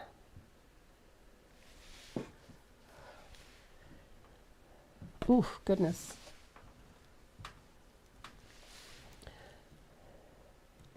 Got a little heavy-handed with the asphaltum there.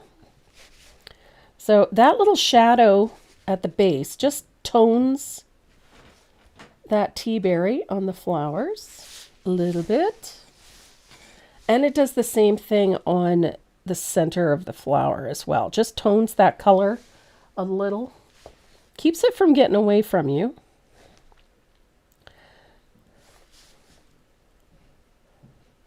And then we're going to add some texture to our center. Oof, these are coming together very nicely.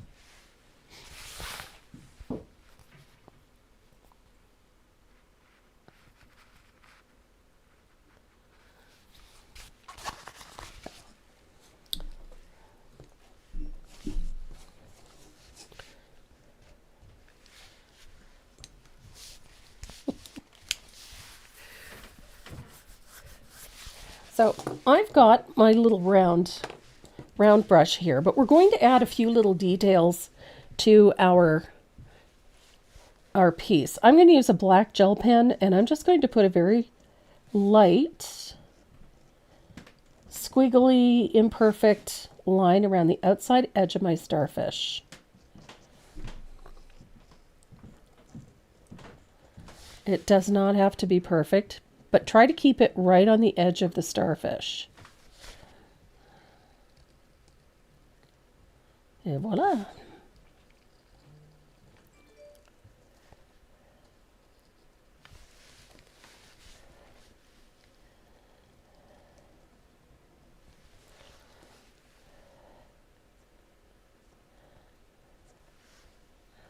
And I'm just putting a little line on the shaded side of those bubbles. Now on our little flower, I like to do this. I like to put just a few little lines. So one long one in the middle and then a couple on either side. It just gives the flower a little more texture at the center.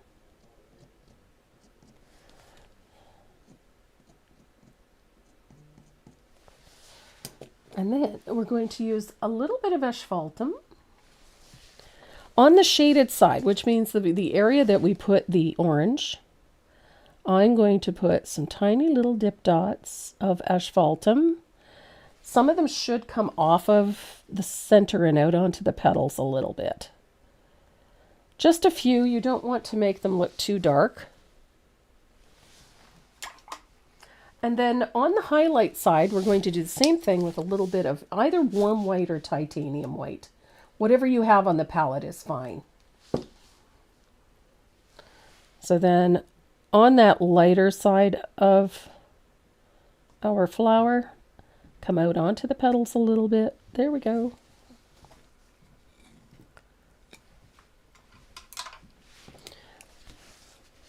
And I like a serrated edge on my leaves, so I'm going to use a little squiggly to outline my leaf.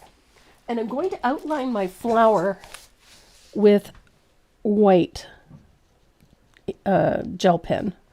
I like the squiggly line on the outside edge of the flower, but I also like to keep it a bit more transparent. Keep the flower looking very light and soft. And you can do a couple of laps around the flower if you want to with the white gel pen. I kind of like it. It makes the flower look lacy. And then if you've got a nice fine liner, where's my script? Oh, that'll do, right there. I've got a 15-aught liner. I'm going to use a little bit of Black Forest Green and a little bit of the Margarita. I'm going to mix them together. And this is going to be my little vine or tendril, if you will.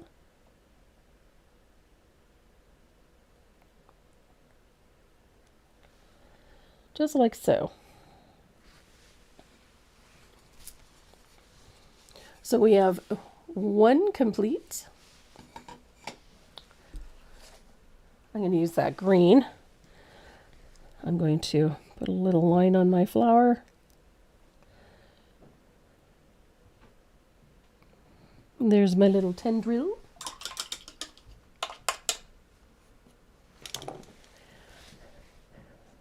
I'm a big fan of gel pens. I like my gel pens, especially these super fine ones. This one is a 0.38. I love these. Now, when you're going around your seashell, you have a couple of options. You can do it like this, so that it's very straight and just covers that way. Or you can come in slightly from the edge. I like coming in. I like that little line just seems to help give the little more depth to this. And it's a nice fine line. I don't like a heavy line on something that's supposed to be delicate. So I like the finer line around the outside edge. It makes this pop, but it doesn't look heavy. My problem with a lot of the like the Identi-Pen is it's not quite fine enough for me. I like the finer line. Although I have an Identi-Pen and I frequently use it, and I'm able to say it without stopping and thinking about it. For the life of me, for about a good 4 years, I could not remember the name of that pen. So I just continue around adding just a few little details like this. They don't have to be elaborate. They don't have to be everywhere either. You can put them just where you want them. But I like the look of this. I just like how it gives it a little more visual weight, especially against that lighter background. I also like how it separates some of the other elements. And you can do the same thing on the inside. Just add those little lines. As I said, they don't have to be perfect. And it does give this a nice little texture, gives it a nice look. I like it. But as always, if it's not something that appeals to you, you don't have to do it.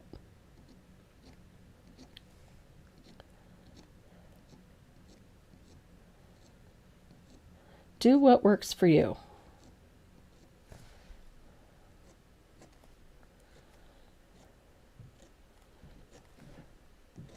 And these shells are so pretty.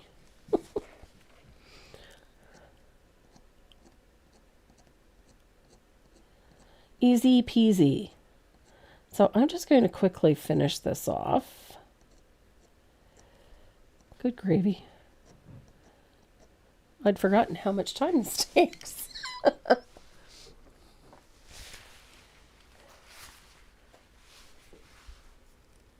Oh, I'm glad, Sherry, that you like painting the florals. The foxglove is one of my favorite flowers. I have such a hard time getting them to grow. They are toxic, so you do have to be careful, especially if you've got animals or kids in the area. But they are beautiful. Another one that is very pretty is delphinium. But again, another one that's difficult to grow here. Although I can get it to grow, it's kind of stubborn. So I'm going to put my squiggly line in to connect all of these things. Look at that. Love me a squiggly line.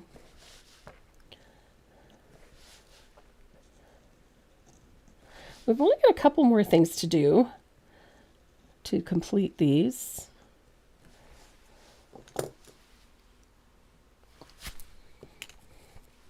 So I grab where'd my liner go?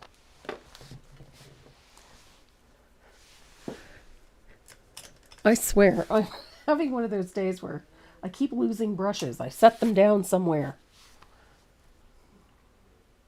That's my problem. I set them down somewhere.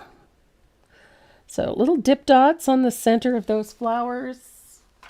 Asphaltum on the shaded side. And then white dip dots on the highlight side. Keep them loose. They don't need to be, crammed in there. I'll quickly do this one as well.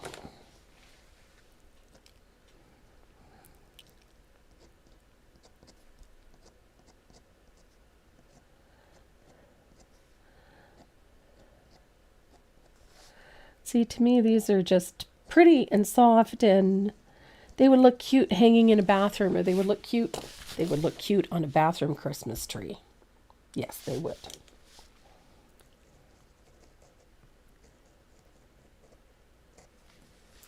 Ta-da! Again, I kind of like this serrated edge. So I put a squiggly line on my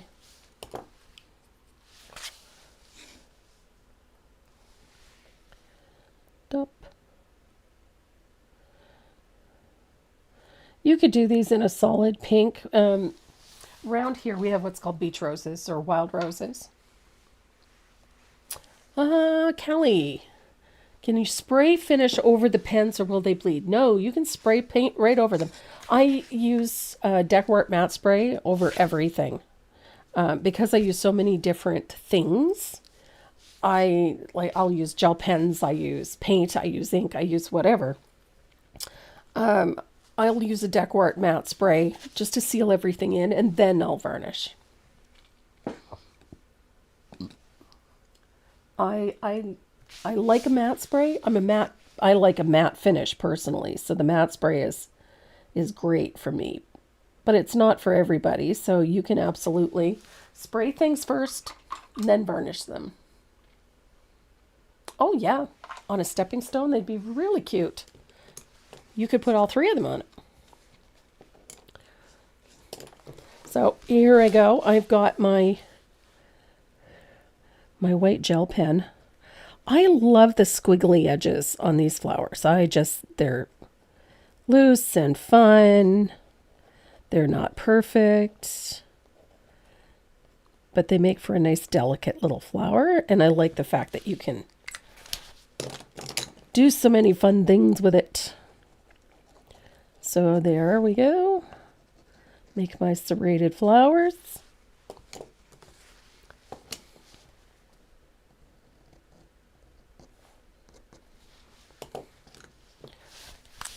And I'll use my white gel pen here.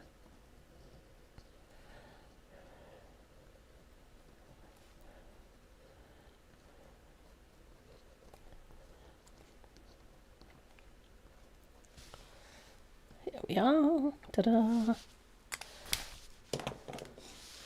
And then I'm going to do the same thing to the edges of our scallop shell.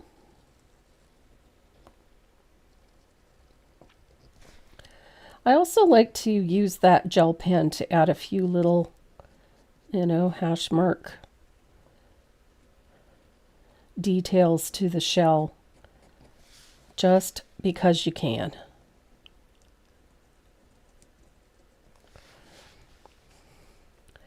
And then you can go all the way around the outside edge of the shell with a nice line. And again, you can do that little line just like so. I think this little short line up here just helps improve that look of that curved shell.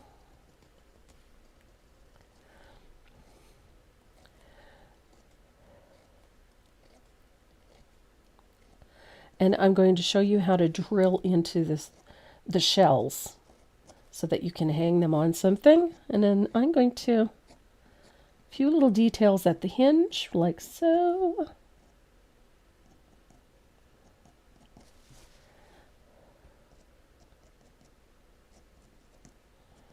And voila. So we have lovely little shells. So pretty. I'm going to find my script liner here. I forgot to put the curly Q in. There we go. So, the last thing we're going to do to these, just realized I missed something. I've got bubbles over here that I forgot to paint. There we go. So don't forget that little float on our bubble. I didn't put bubbles on that one. Oh well.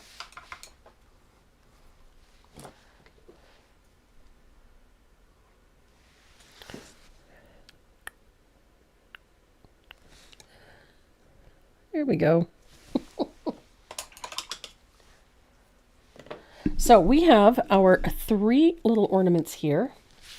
I'm going to take a little bit of lamp black, just a little.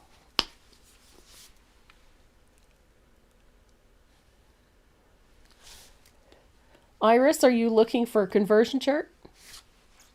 There's one on my website in the free educational downloads. If you are looking for a conversion chart, and it's for a variety of brands, not just deck work. There is a folk art too, Americana and vice versa. So, a little bit of thinned lamp black. And I'm just going to do a light spatter. Nothing too heavy, just a little bit.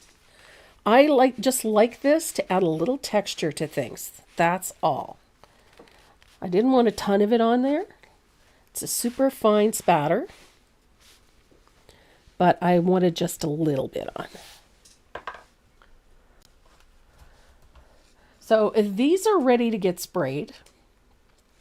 You can finish the edges with a gold paint pen, or you can distress them a little bit. You can finish them a variety of ways. But there are shells.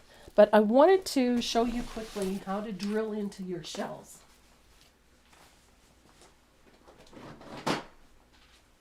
I have my little drill handy. I keep a small little hand drill in the studio.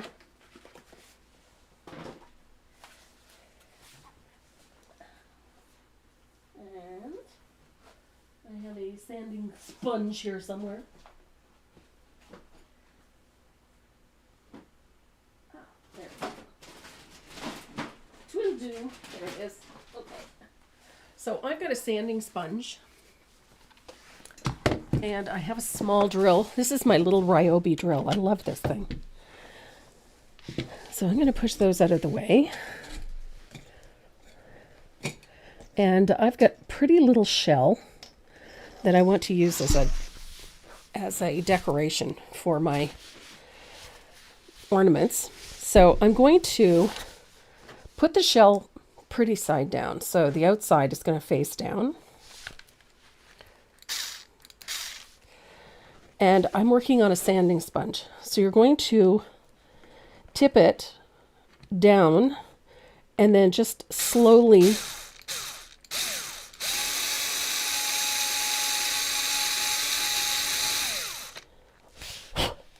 you're going to drill right through it.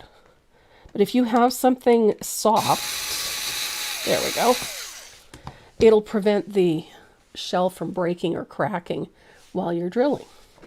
And it prevents you from drilling into your tabletop. So I'm going to quickly do all 3 of these. And I like to do it right into that hinge. Gentle pressure, just let the driver do the work. There we go. But if you were doing this on your tabletop, the shell has a tendency to fracture. So you have to do it on something soft so that you can apply a little bit of pressure.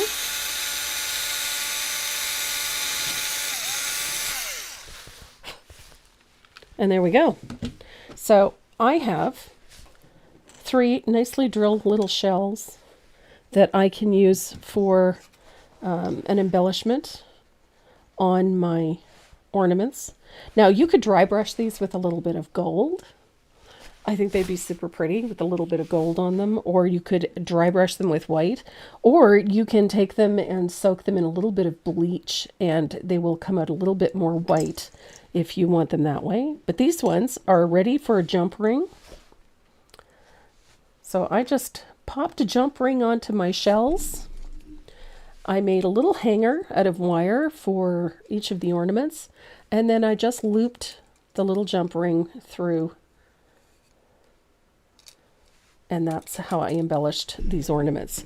Now, the drill bit that I'm using is 5/64. It's a tiny. Oh, this is a Ryobi. It is a great little rig. And you can get the drill set for it. It comes with a small kit with heads, but this thing is just, it's worth its weight in gold. It's lightweight, it's easy to use, it's rechargeable. You can pop the battery out of it, throw it into the charger. I've charged this about twice a year. That's about it. It holds a charge forever. And it's a great little tool for the studio and great for making little embellishments like this. So you can have way too much fun using that Ryobi drill.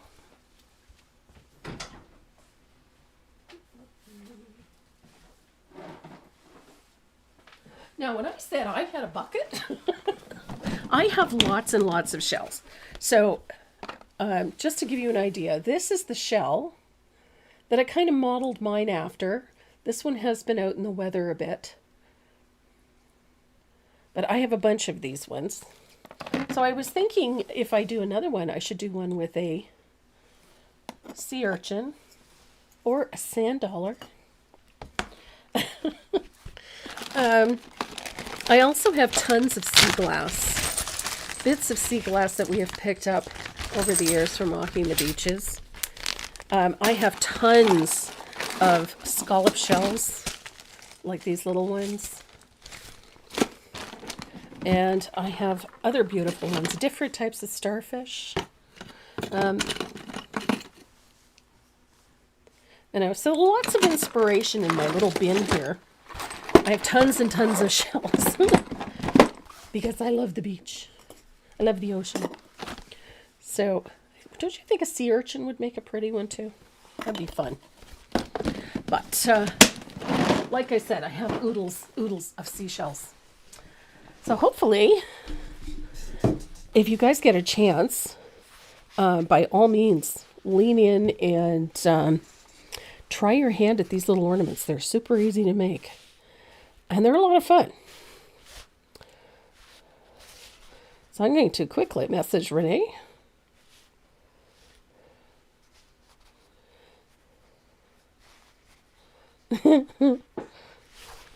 Let him know. Oh, paint on the sand dollar. I would. They're just so bloody fragile. A sea urchin would be fabulous. I agree. I absolutely agree. But yeah, this is without a doubt the best, one of the best stocking stuffers I've ever been given. It is just a great little drill.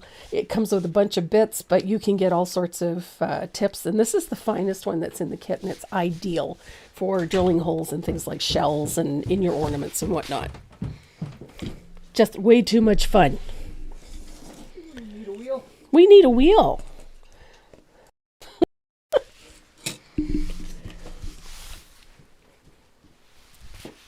Well, thank you. Just random brush. Yeah, well, Taz was down here. If she doesn't find one to pull off my desk, she finds one elsewhere. She has a knack. Good to go. Such fun. Great fun painting seashells.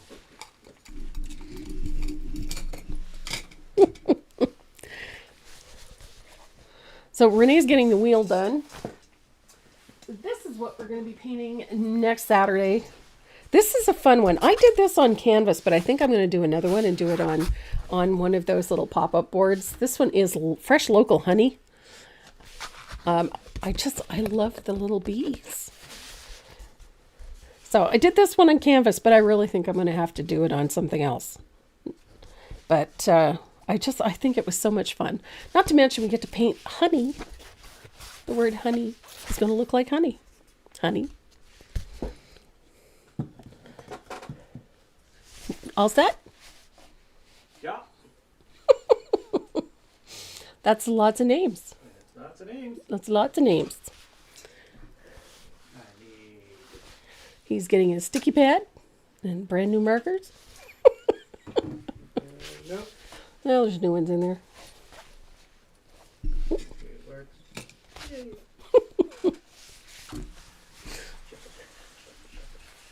Shuffle. So Renee shuffled up the wheel. So the rules are everybody's name goes on the wheel, and at the end of the day, we spin the wheel 3 times. 3 people win the giveaways for today. And I'll reiterate, we've got a great little Create bag, and we filled it up with some other goodies from both Renee and myself.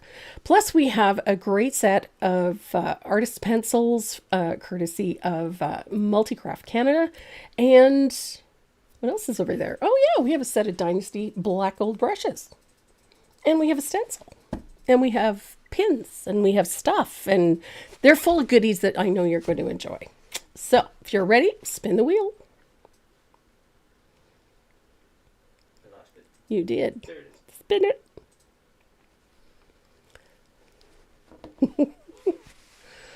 I don't know if I'll be able to read it from here.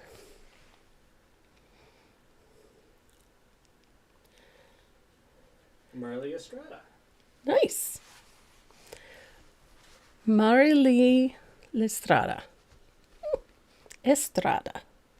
I can barely make that out from here. With the glasses on.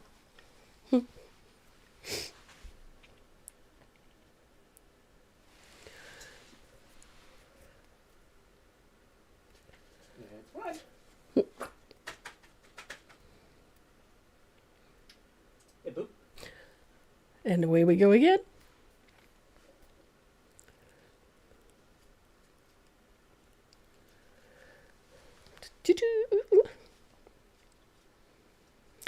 Donna Pulse. We know that person. We do so.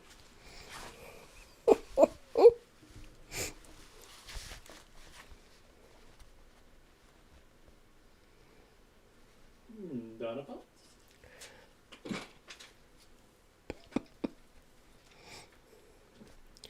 And the last one.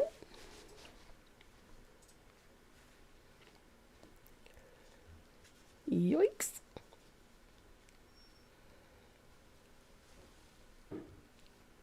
Another Donna. Donna Vital. Vital. Okay. Vital. Awesome. So Donna Pultz, Donna Bytall, and Mary Lee Estrada are our winners for today. Keep your eyes peeled on your mailbox. We will be going out this week. Alrighty. Everybody come and join us next Saturday for another live. We're going to be doing that fresh local honey, some mini sunflowers, and we're going to paint a little bumblebee. We're going to have a lot of fun.